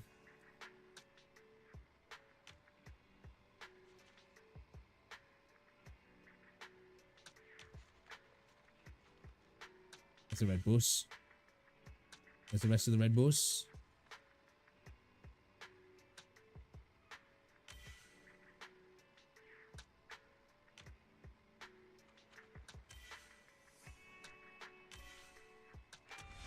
Alright, cool. That one was, I was, you know, a little bit there. I slowed down a little bit on that one then. I was like, wait a minute, what's this? I'm not too sure. Some of those looked, like they weren't going into place. Okay. Oh, we gotta wait. We gotta wait. We gotta wait. Oh, why you do this to me? Why you do this to me, Zenbless? The rest of the puzzles aren't here yet. Perhaps I'll swing by next time. Okay. So that's why I like coming on stuff a little bit late sometimes, because you can just bash through them. Give me my lottery ticket anyway, bro. Come on. Give me the scratch cards, buddy. Give me the scratch cards.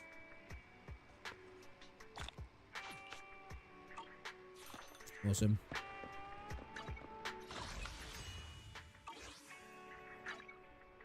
Let's go open the store for business, actually. It's evening time, but... Oh, actually, it's not going there. Yeah, I think he's just inside, isn't he? I don't think this is going to kick anything off. We should be able to hop in. Here we go. Alright, what we need. Let's get Charlene. Disaster tragic adverts. I don't know if I've got any disaster. Oh, I have. Oh, we got some tragic as well. Have I got any? I haven't got any adverts. I'm 99.9% sure I don't have any. Yeah, I didn't think so. Yes. You know, you can't go wrong with a comedy, I guess, yeah. Alright. It's open for business. Make me some money, bro.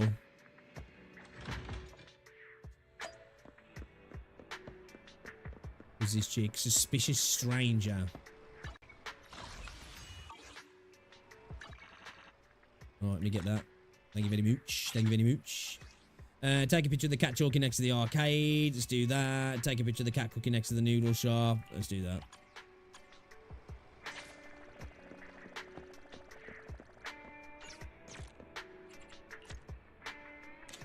Come on, Cookie. Here we go. Oh.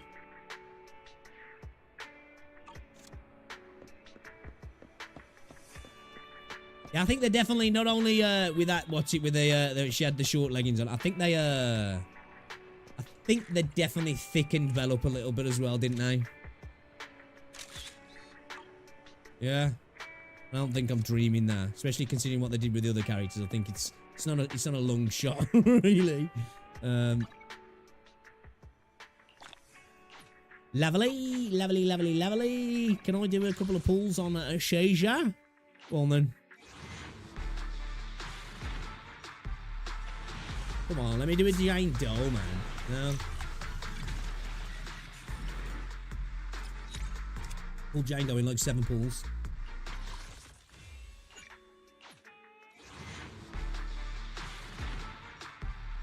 I don't know what my pity was at though then, to be fair. But hop back on the game, 7 pulls, boom, got out, buzzing. Alright, what you got for me?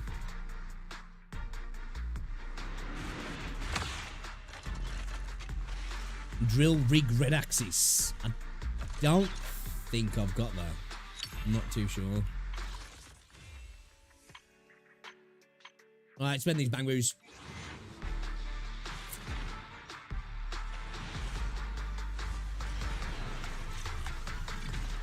B, not for me.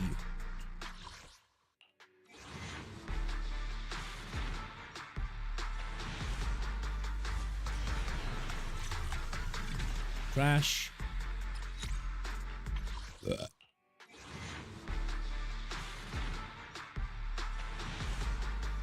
It's been a while since I was just about to say, it's been a while since I got an S.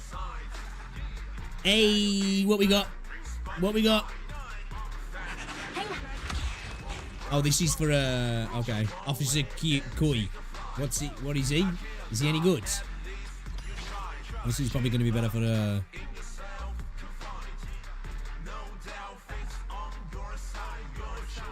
Active skill launches a 2-hit attack, tearing and biting enemies ahead and dealing physical damage. Okay. Additional ability when there are 2 or more criminal investigation special response team. Not really great for me because I've only got 1 of those characters in your squad. After using an active skill, there is a 50% chance to follow it with 1 extra hit of the biting attack. Up to a maximum of 3 consecutive triggers. Bangru chain attack damage increases by 35%. Bangru chain attack continuously bites and tears enemies in front, dealing physical massive damage. Alright. It's kind of cool, actually. But I only have, what's his name? The you dude, I test think. My hammer? From that squad. Yeah, what's his name? Take I need to level him up, actually, because he's not terrible. It's kind of a cringy character. Alright, we got it here. Don't walk alone. Complete limited time missions in Bizarre Brigade to win exclusive rewards. Redo for you. What's got the shortest amount of time on here that I can do, potentially? It's got 4 days left on it, yeah? 6 days. Alright, should we do this? Can we do this? Teleport now. Alright, let's go do this.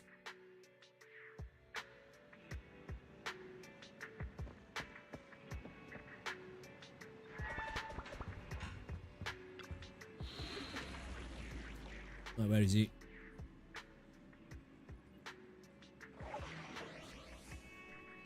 Another moment of relaxation. That's not the one. I don't think it's going to be in story, is he?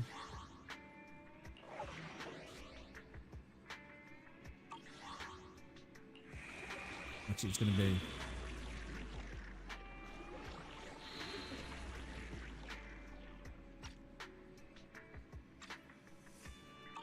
Hey, Chase, what's going on, dude? Welcome to the stream.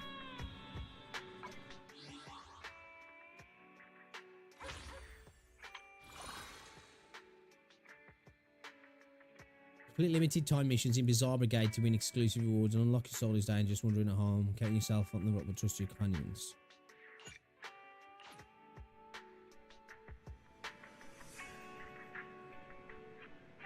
Do I need to speak to Wise about it, or...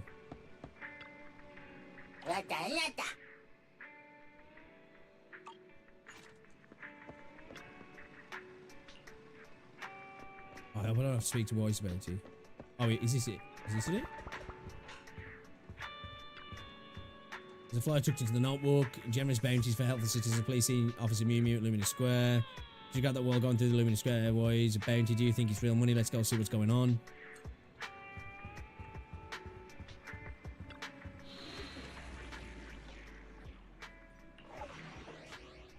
It's not going to be a story one, is he?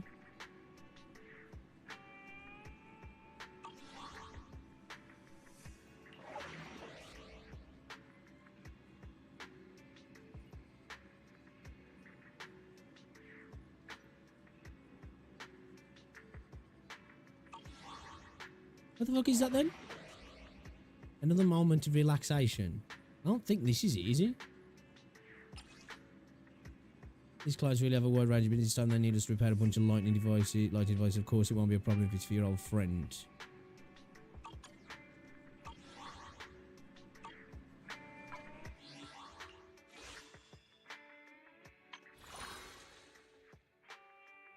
In Bizarre Brigade. Where the fuck is Bizarre Brigade then? Talk to Billy and head to Godfinger Arcade to begin the challenge. Where the fuck's Billy then?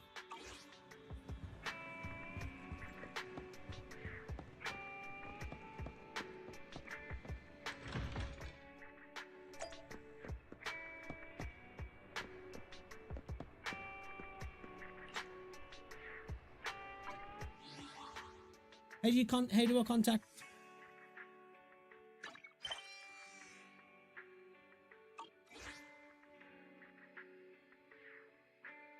Can I do it like in game via Amber Shepherd?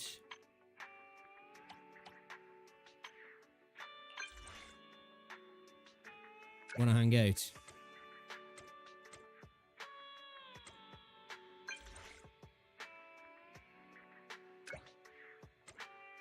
Oh, is it? Oh, yeah. Do we need to change time? Yeah, I forgot about that. I bet Godfinger. Plan to play a few rounds too. Great. Mine sync live, but heads up. My skills have really leveled up lately. I'm going to get you. Can't wait. Okay. Should we go in the afternoon? Okay.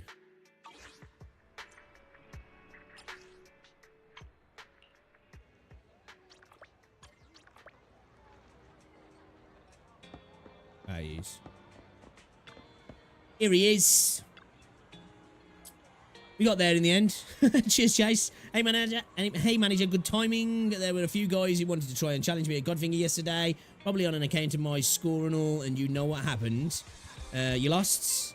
Manager, you're really underestimating my ability. I beat them all, hands down. Speaking of which, manager, how about we have a practice match today? Want to play Snake Duel? Let's see whose team wins. Really enthusiastically exclaims about needing to find the feeling of and dashes into the shop. A lunch break and an arcade is the best pairing possible.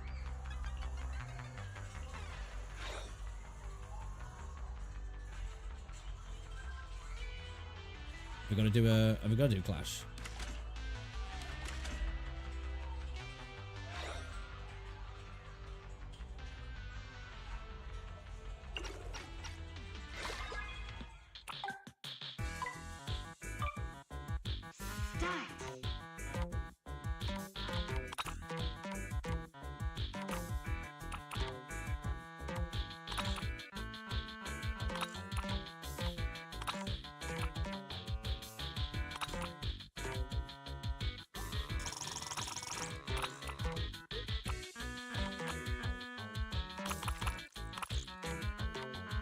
I don't want to get into that one.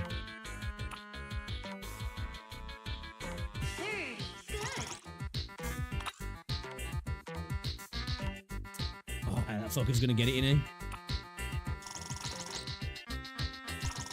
Bastard.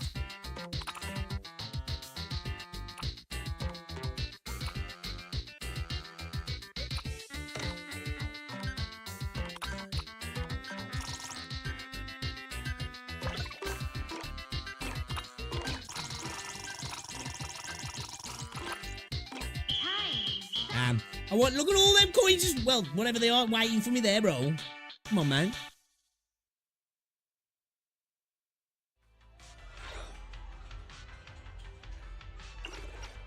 How many have I got to do?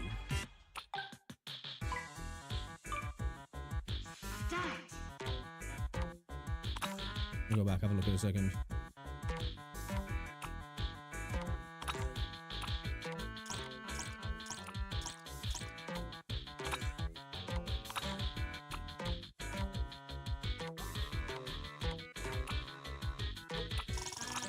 Nobody trying to fight him with a speed boost.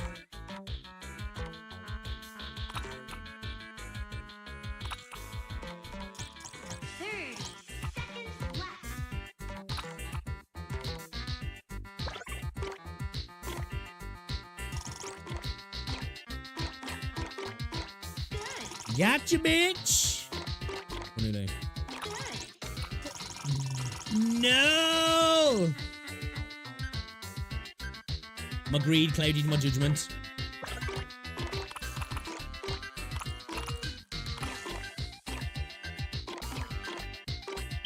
I'm gonna fuck up big time then. Victory!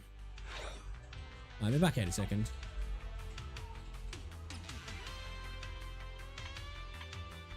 Talk to Billy and head to Goldfinger Arcade to begin the challenge. Clear difficulty 1.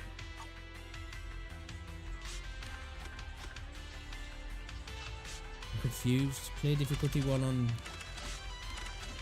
Snake Jewel. Event has not started yet. Stay tuned.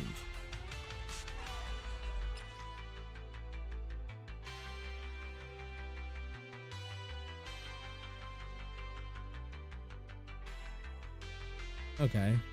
So I guess I can't do this just yet.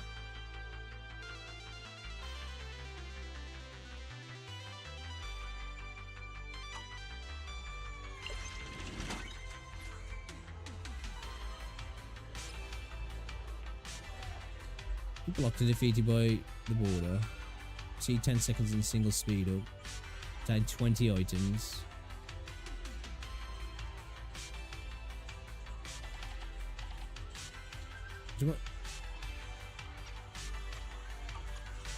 Okay, let's just go again.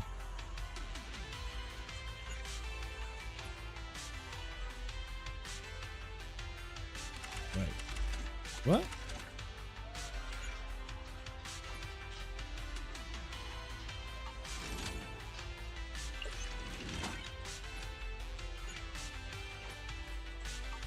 Okay, alright, whatever. Thanks for coming. I guess it's starting 4 days then or something? What? I'm confused, man. I'm all smooth brain in here or something. I think I am. Really against Billy in an intense snake duel battle.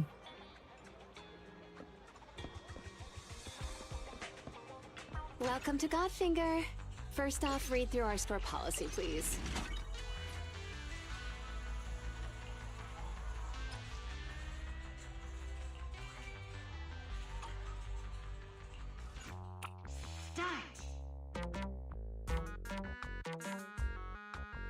Am I playing against Billy now?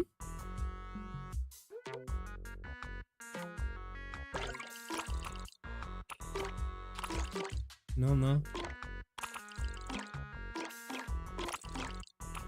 I think I'm just dense, you know.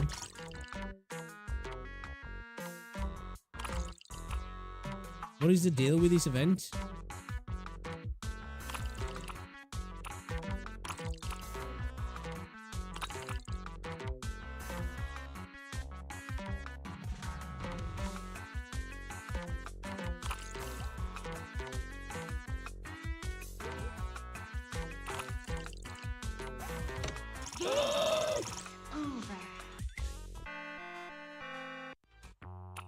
Okay, I guess I'm not playing against Billy then. I don't know.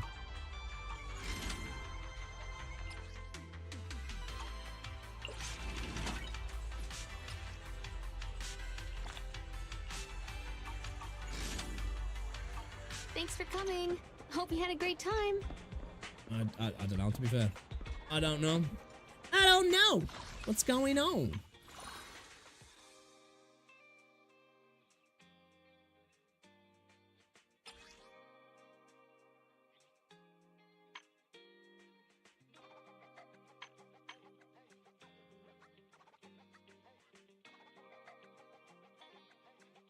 So I'm thinking that's when it ends, though, but like, it just says it.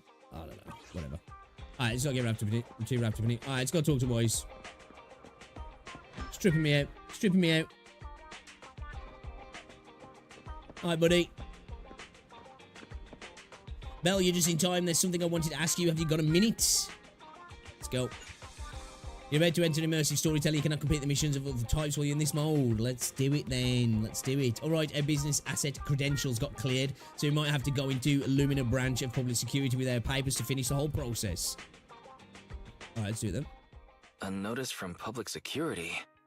The process of renewing our business license went quite smoothly, but it seems like we still need to visit the public security office anyway. Go shopping at Lumina Square immediately. Go handle affairs at public security. Let's handle affairs at public security. Speaking of which, I wonder how that customer is doing. The one who rented the Port Peak last time. All right, 18. Can you please remember to keep an eye out for a spunky Thyran girl today? If she comes to return a movie, please get her name, or register her as a member.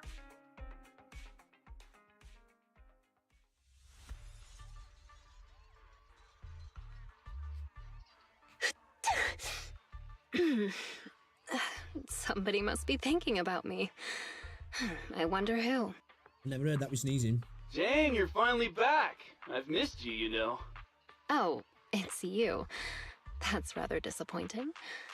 And this is what you missed, right? I'd see you leave. I'll see you alright. The Port Peak in HD. And it's the special videotape release with 20 seconds of extra footage. I'm gonna put this on right now. Go right ahead. There's lots of thrilling action scenes, and loads of blood and gore with chopped limbs flying around. I'm sure you'll enjoy it. Why so quiet all of a sudden? You scared? Yeah, right. It's just, I feel like when we're at work, we should be a little more serious. I'll stand guard a little longer, and then when the others come back, I'll... Hey! Hold on! Why did you bring the hostages out again? Jane, you're back. You sure have been working hard. I'm going to take the hostages to the restroom. Again? How many times have you taken them already? You can only blame yourselves. What do you expect after giving me so much water? Can't you just go in your cell? Go in my cell? Have you no shame? Everybody can see. Well, I go like that all the time. But if I keep doing that, our jail won't be very habitable anymore. Did you have to go there? Fine. Take them out. We can't have our little officer losing his dignity now. Do you need to call a few more guards to go with you? There could be ethereals lurking around this area. No sweat, Jane. The bathroom isn't far, and besides, I know all the fissures and shortcuts around this part of the hollow. We'll be right back.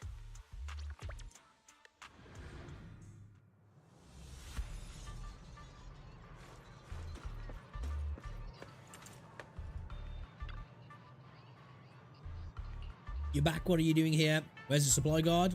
Oh, him. He said his cheeks were really sore and his wrist was itchy and he couldn't take it any longer, so he ran off to the restroom. What did you manage to get? I see a word gets around. The supplies are just outside the transfer station. Go do me a solid and fetch those for me, would you? Alright, but we need the guard to handle the inventory and distribution of supplies, so we should wait for him. Miss Jane, you've been at it all night. Why don't you take a break? Check on Seth and the guards. No need, I'm still wide awake. Never mind that, Seth and the guard. Am I imagining things? Really something going on here?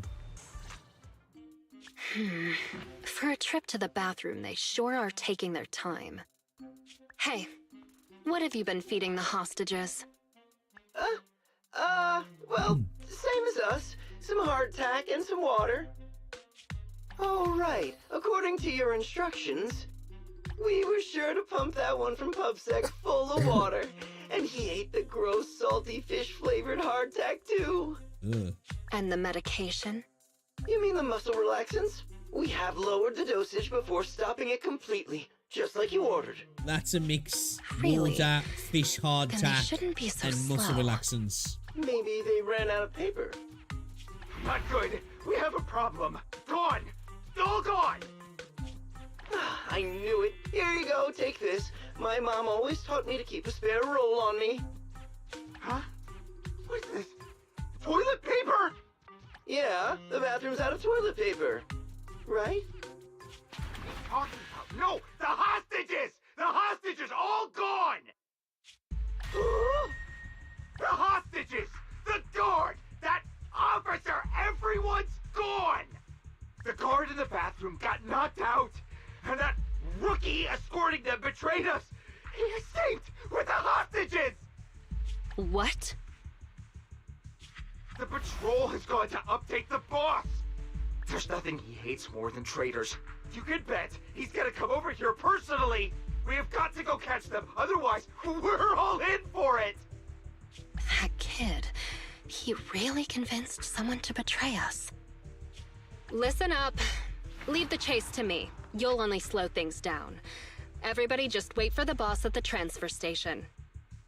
Okay. Didn't see this coming. Get into it then. Is he actually really like... Are we going to end up fighting him? Up ahead. He They thinks sure we're, are fast. thinks we're a bad guy. That idiot is triggering all the traps. What the? Cluster bombs?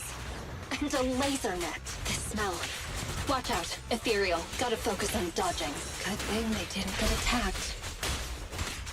Yeah. Yeah. Oh, did everybody escape then? Oh, we decided they're all gone, They didn't we? managed to make it deeper I really wasn't into the paying attention, building. wasn't it? My bad. Not bad.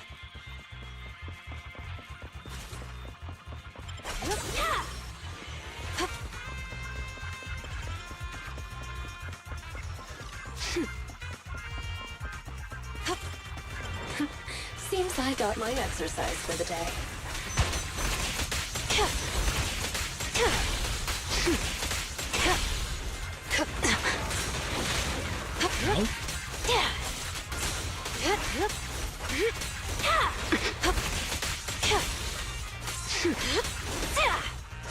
No escape.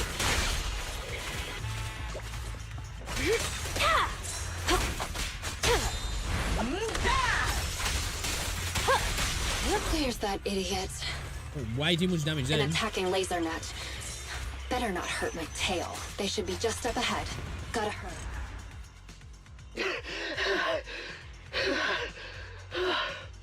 Seth, did they really give you muscle relaxants? How did you manage to run faster than us the whole way? The thing with muscles is, as long as you're reasonable with them and motivate them, they'll always be able to move. I don't think that's how muscles work. You know, whatever. Oh, God. That's it. I can't keep running it. Broke my back. Just keep up. Didn't you just say we're almost at the exit? No. We're already here. This is the exit. Ah, I see. Let's go, people. You two head out first. Are you sure? But you're weak, officer. Wouldn't it be better if you got out first? Don't worry about me. Time is of the essence, and you all need to get out of here. Quick! Thank you, Officer Seth. If She's it weren't for kinda you, cute. we definitely would have been. All in a day's work for a public security officer. Come on. Okay, you're next. What's wrong? Seth, can I really cross over to the other side? Can I really start all over again? Could someone like me really get another chance? That's not for me to decide. But if you stay here, you'll never find out. Thank you, Seth. Wait. Damn, they caught up. You!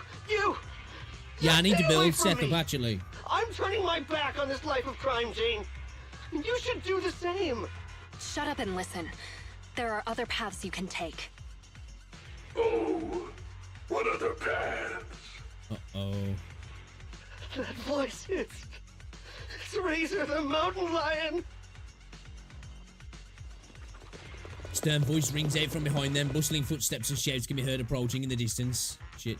We're surrounded. Just stay behind me. The rules of the streets, the rules of the gang, my rules. None tolerate a traitor. Dude's got a cool So design, though, Jane, man.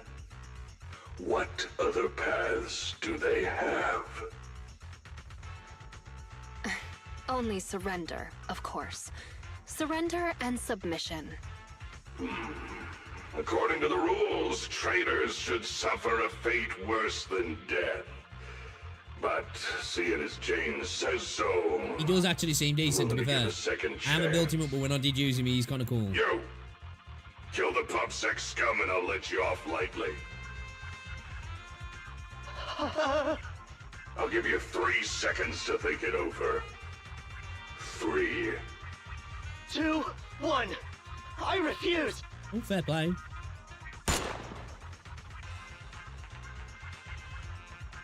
Is he dead? behave yourself, you rotten traitor. Oh, is that him about his helmet on? He refused your proposal, Jane. You know what to do next. Let me go! Don't you dare harm him!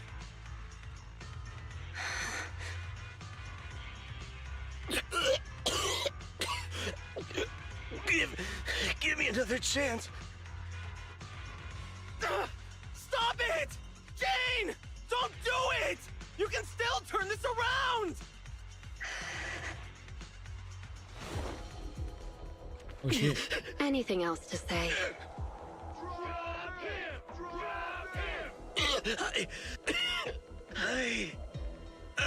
I want to start over. I know. You will.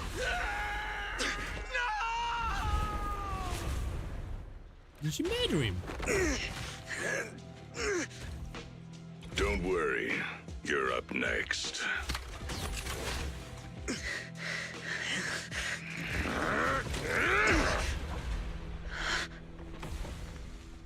Jane, what are you doing? You breaking the rules now, too? No way, boss.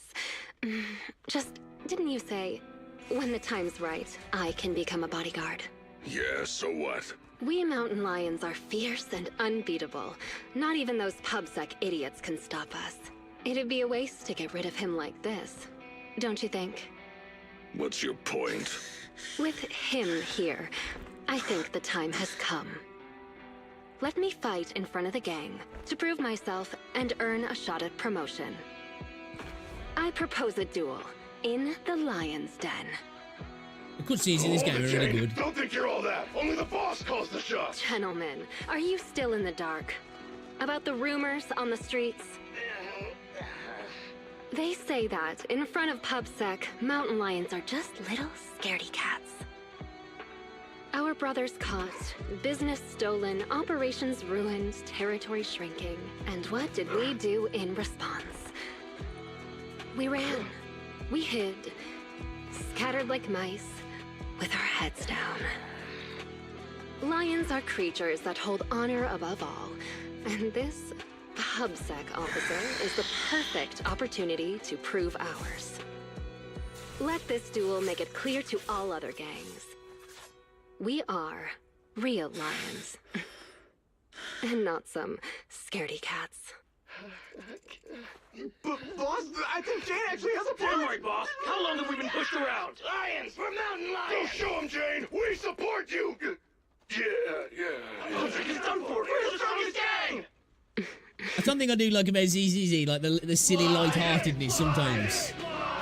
I do hope we get some more companion quests that do that sort of stuff in Wuthering Waves, where they're not afraid to be, no, not too far, but not afraid to be a little bit silly, light-hearted.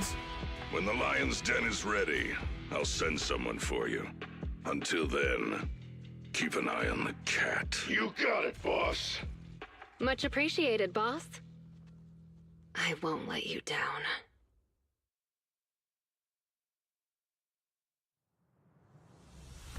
Check the supply point to get ready for the final showdown.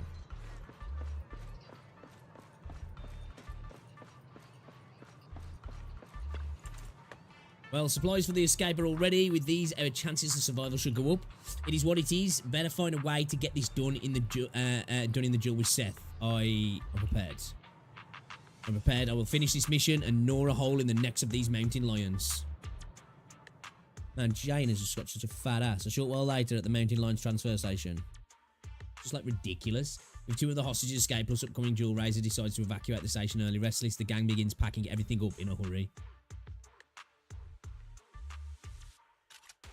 I finally managed to get things going, keeping Seth alive while also using him as the bait I need to get into the Lion's Den. The escape supplies are all ready. My route and universal keycard are all sorted. I just need a way to rescue Seth before our duel. Plus, there's that guard kid. I dropped him off in a place where there were warnings of fissures potentially opening. He said he's been at this transfer station a while and knows all the fissures and shortcuts around this area. Guess I can only hope that he was telling the truth. Please, please be safe. Oh, so our strong newcomer who's going all out to become a bodyguard is someone who says her prayers, huh? Just a little pregame prayer, nothing more.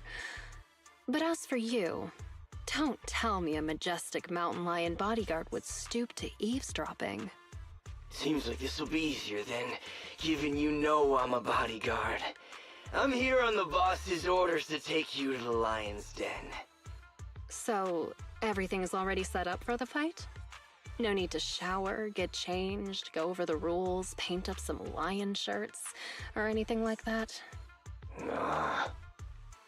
Come on, I was just kidding, Mr. Bodyguard.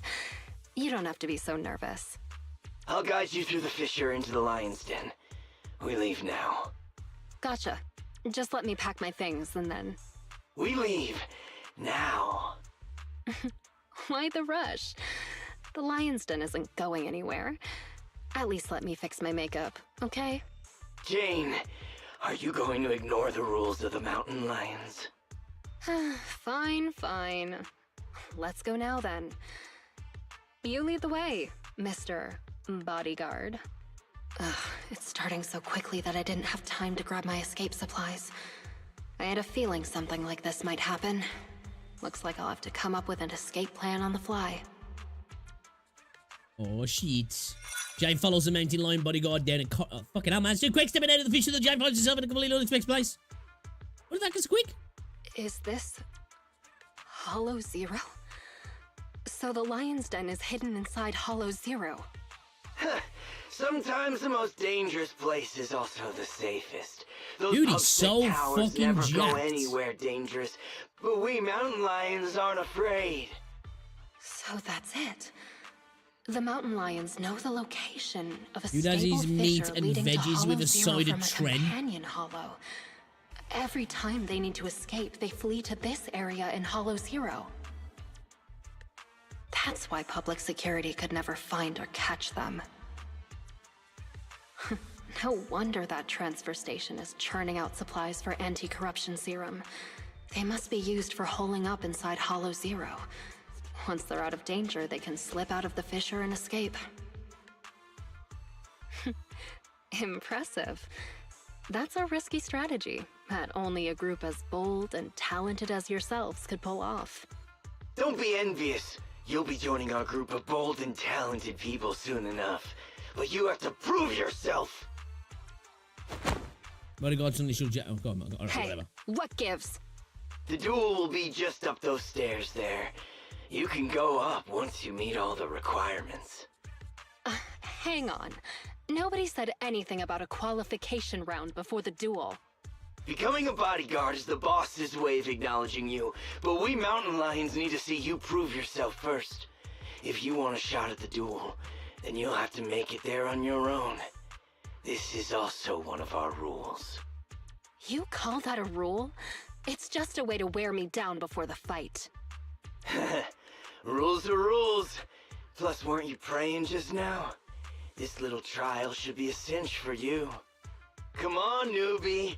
We're looking forward to seeing how you do. I want to beat the shit out of this dude. I want to beat the shit out of him. Come on to you, bro. We're gonna kick the shit Seriously, out of you. Kick your another ass. task to collect access cards. Let's start investigating. The target's over there. We need 3 cards. They really couldn't come up with anything better to test me. Don't be sorry. It'll be over soon enough. She's a lot of fun to use though, Janie. She really is. One of the most fun characters, to be honest.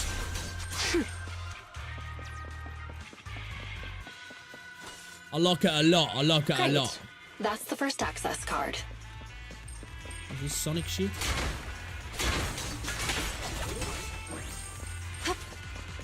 Okay. Playing Sonic now. It won't be that easy to become a bodyguard.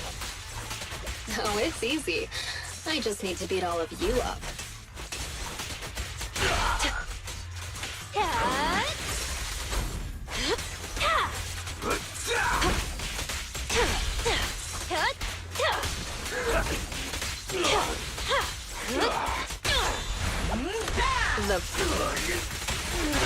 Let's keep going.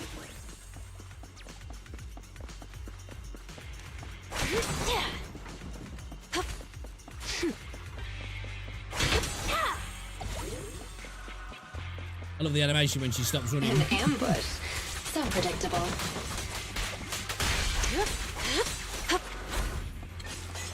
Yeah. I'll make it painless. Oops, sorry. There we go. Oh. Great. Nearly. That's the second access card. Only one more to find. We meet again, Jane. So you were here too. Don't expect me to go easy on you. Watch out!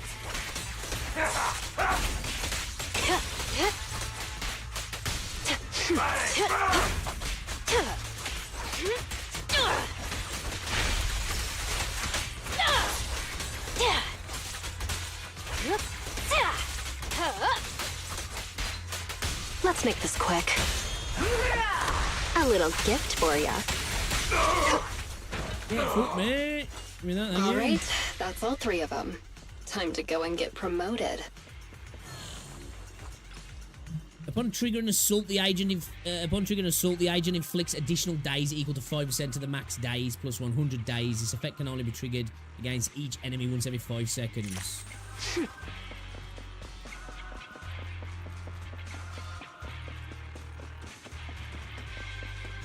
So like, these sort of like little instance things that you get in this game, I'd like these to be kind of how dungeons work in Rua. To clearing the mountain lion gang's trial, Jane ascends the steps atop the platform, raises mountain lion bodyguards await along with 2 other people. Razor, what a great surprise. Are you here to congratulate me on passing the trial?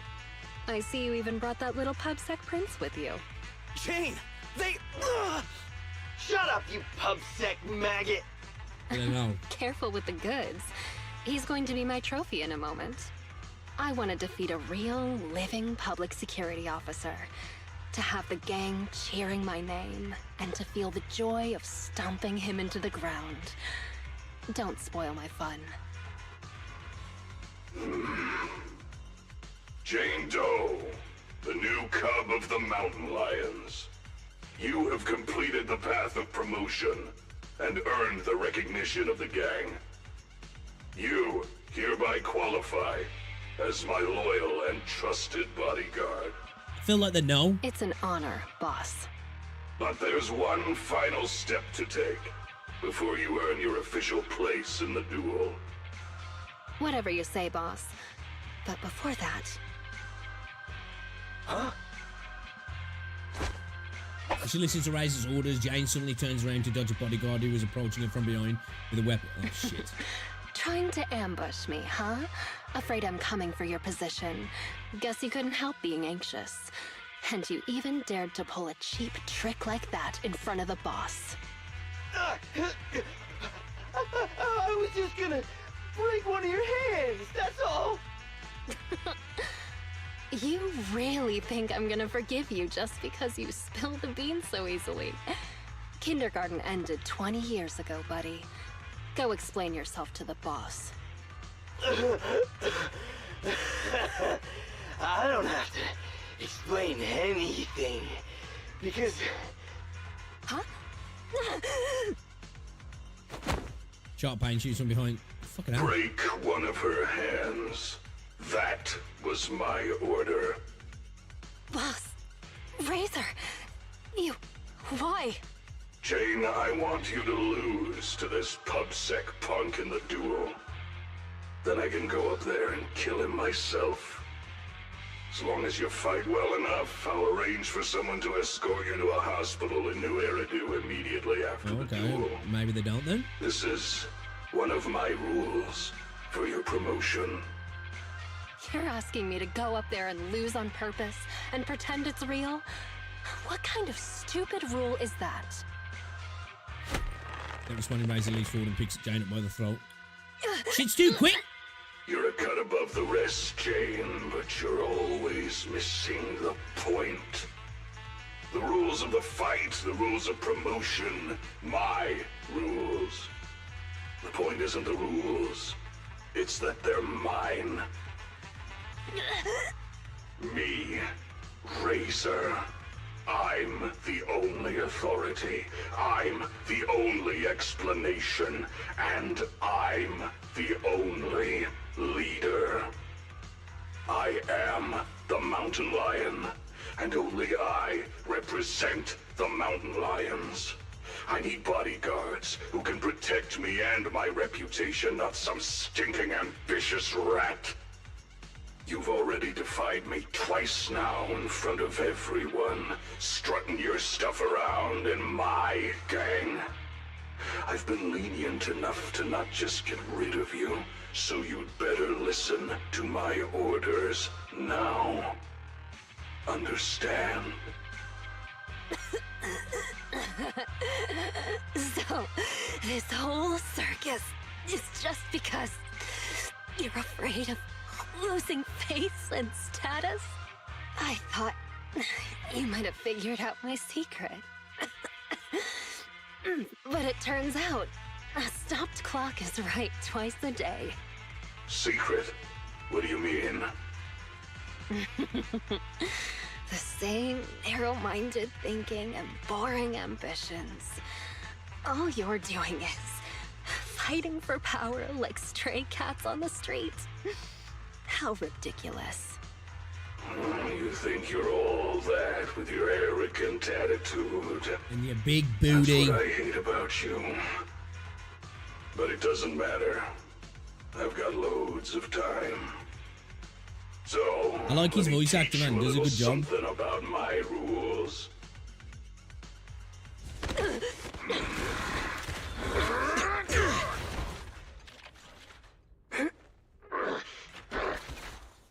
You brat! What are you doing? I can't stand dishonesty. I've heard enough and I've taken enough. I do love the cutscenes in this game, though. Will sacrifice your companions. It's going on at 10 to end. I like the game, man. I do. Just getting back into it again. I've been off for a while. The nature of these gangsters. If you would have just agreed to my terms, we could have avoided all this nonsense. I agree but you're to just your so terms. obsessed with. Hang on. What did you say? I agree to your terms. Turning over a new leaf, changing for the better. Okay, I agree. Huh? I mean it. Just try pulling on the cuffs with both hands. It's no use. The muscle relaxants have... They broke. My strength is back. But how? You sweat more being agitated, and you drink a lot of water. Right? I don't want to talk about the bathroom, Jane. Urination plus sweating speeds metabolism enough to almost completely process the medicine. So that's why you made me drink all that... Enough! Jane, now you betray me? Well, you heard him. I'm tired of the drama. I'm done, and I can let myself out. I've already got the key. The card? You swiped it when you were getting beaten up? Fine. Even better. I'll just kill the traitor then. It'll boost my rep all the same. I'll show you how much weight a mountain lion's name carries. I do really like his design, though, man. He's gonna fire, actually. Words.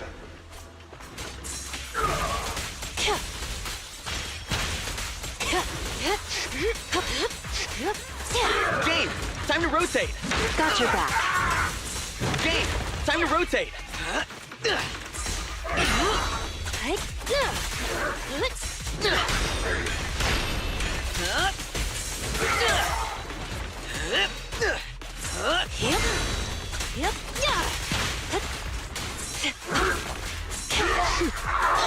I'm losing strength.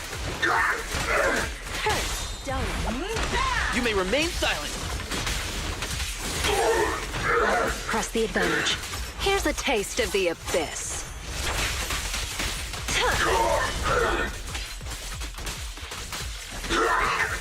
Careful. It's back. There's a little bit of lag in the game, I'm not gonna lie. Execution! Continue!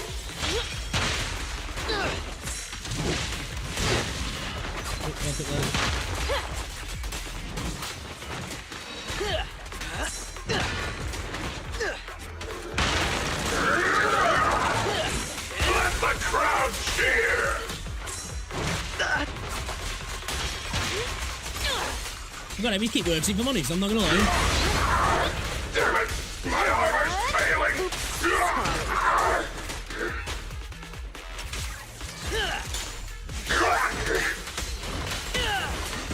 No escape.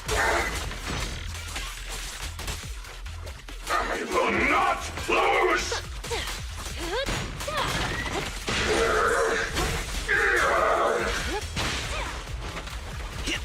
My dodge point is not on game.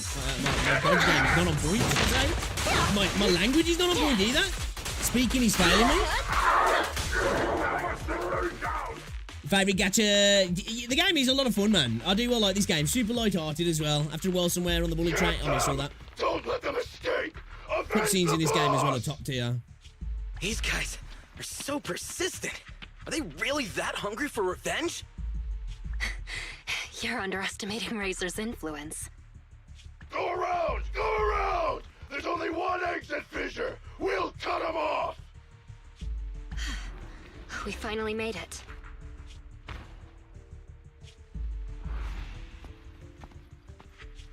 Jane, I never thought you'd dare to take out Razor.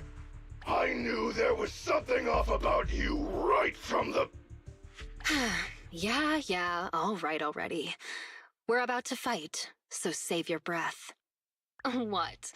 You think you're the big boss man now that Razor isn't around anymore? After she just took out Razor, I'll be like, eh? Still acting smug even though it's the end now, I'm gonna let you pass. You'll regret hurting the boss. All you talk about is the boss, and follow him around like a little lapdog. What did you like about him anyway? How loud he got when he was cussing you out? You into that. You shut your mouth. Am I wrong? I never saw Razor show you any kindness, yet you still liked him. Don't tell me you see him as a father figure. Jane, I think that's enough. You hear that? Even the PubSec officer thinks you're pathetic.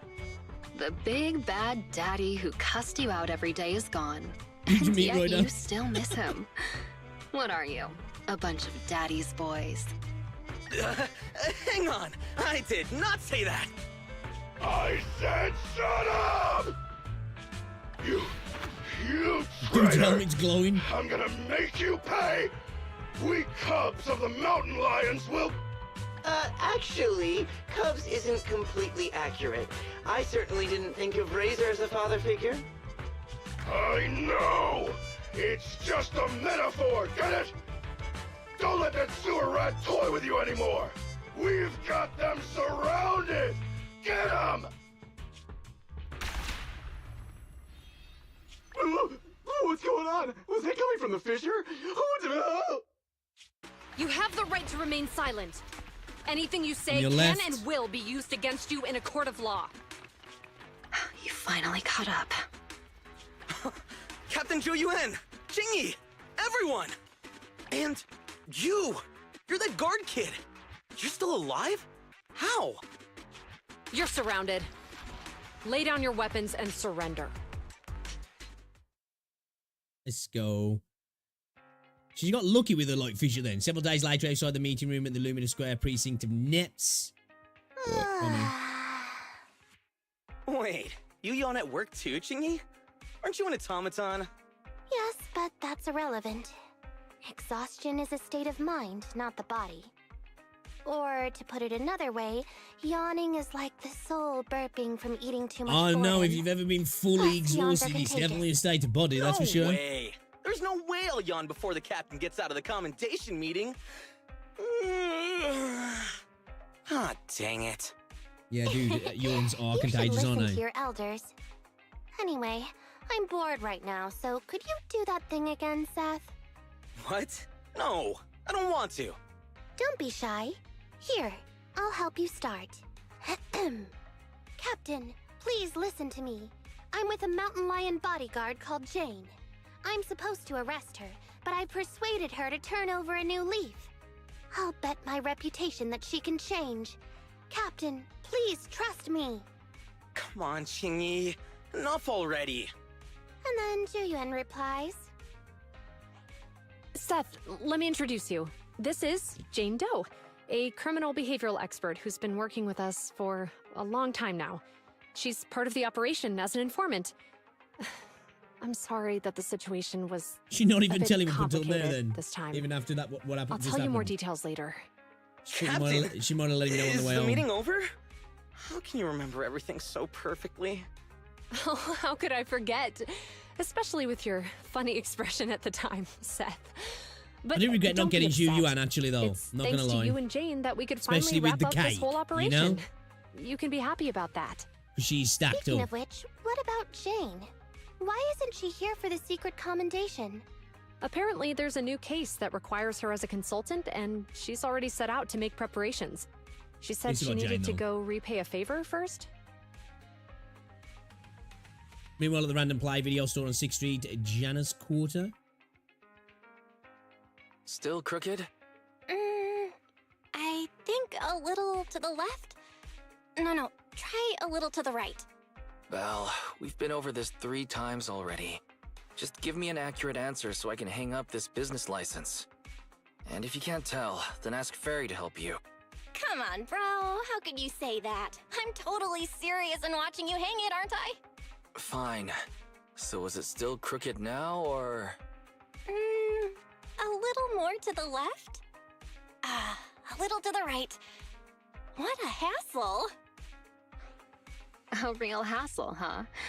But the smile on your face is lighting up the room. Huh? You're the rat Thyron who rented the poor peak last time. Glad you remember me. Am I interrupting something important here? Not at all. I was just getting back at my brother for always making me eat noodles whenever we go out shopping. So that's how it is. You can come down now, Mr. Manager. It's hanging perfectly straight now. You got it. Oh, my hands are sore now. Thanks for rescuing me there. Are you here to His return hands the are sore videotape? That's right. What? I brought back your copy of the Port Peak. Here you go. Got it. The tape doesn't seem damaged at all. Great. Yeah, he's really, I'll and just he's get your like that, deposit like back kind of for like you. 1 second. ditzy, So how was it? Is your friend hooked on it now? ditzy kind of My character that's friend? like Who do you mean? means well. Huh? Last time, didn't you say that you were renting it out for a friend? You said that he pretends to be brave, but is actually a wimp. Just like my bro here. I can hear you, you know. Ah, right. I guess I did say that. Sorry, my memory isn't the best. I even forgot what my friend said about the movie. To compensate, let me register for your highest tier membership. And I'll buy your highest value gift card. Plus, I'll be She's sure to actually recommend signing your up for a store to all my membership after all the friends. upselling we've Okay? tried doing. Let's go. Oh, no worries at all. I'm always the one who forgets things. But let me get that membership card for you right now. Thanks for your patronage. Your gift card is ready. May I ask your name for the account? You can call me Jane. We have been trying to upsell that the whole game, haven't we, really? Pretty much everyone Bill speaks to. Like, yeah, you fancy getting a membership card? Alright then, yo, guys, I'm going to have to call it there because I'm going to go get Rosie from work in a little bit. And it's 4:20 now. I am going to stream again this evening, though. I'm not too sure what we're playing. We might check out some Reverse 1999 because I did start it before, but it's on Steam now, so we might start again over on Steam. But I do want to do some PGR as well. I do want to continue on with this also. And we need to do our dailies on Wuthering Waves as well. So we'll just see. We'll see how it goes. But if you want to, come back a little bit later. Probably be around about, I want to say around about 7 PM GMT time. That's what I plan to get on. If everything goes okay. And we could double dip. And if I don't see you later, guys, I will see you tomorrow. I might have another video up today. We might put up that Genshin comparison video, you know, the side-by-side. Or the Zenbless Zone Zero mod video, because that was kind of wild, actually. So yeah, got a bunch of videos that we should be able to get up over the next couple of days, guys. So appreciate you hanging out. Everybody on YouTube as well, everybody on Twitch. Appreciate you guys. If you haven't already as well, guys, like the stream if you're on YouTube, and check out the video that I uploaded earlier on as well, guys. Let me know what you think. Appreciate ya. And I'll see you all a little bit later. If I don't see you later, though, maybe I'll catch you tomorrow. Enjoy the rest of your day. Stay safe. You know.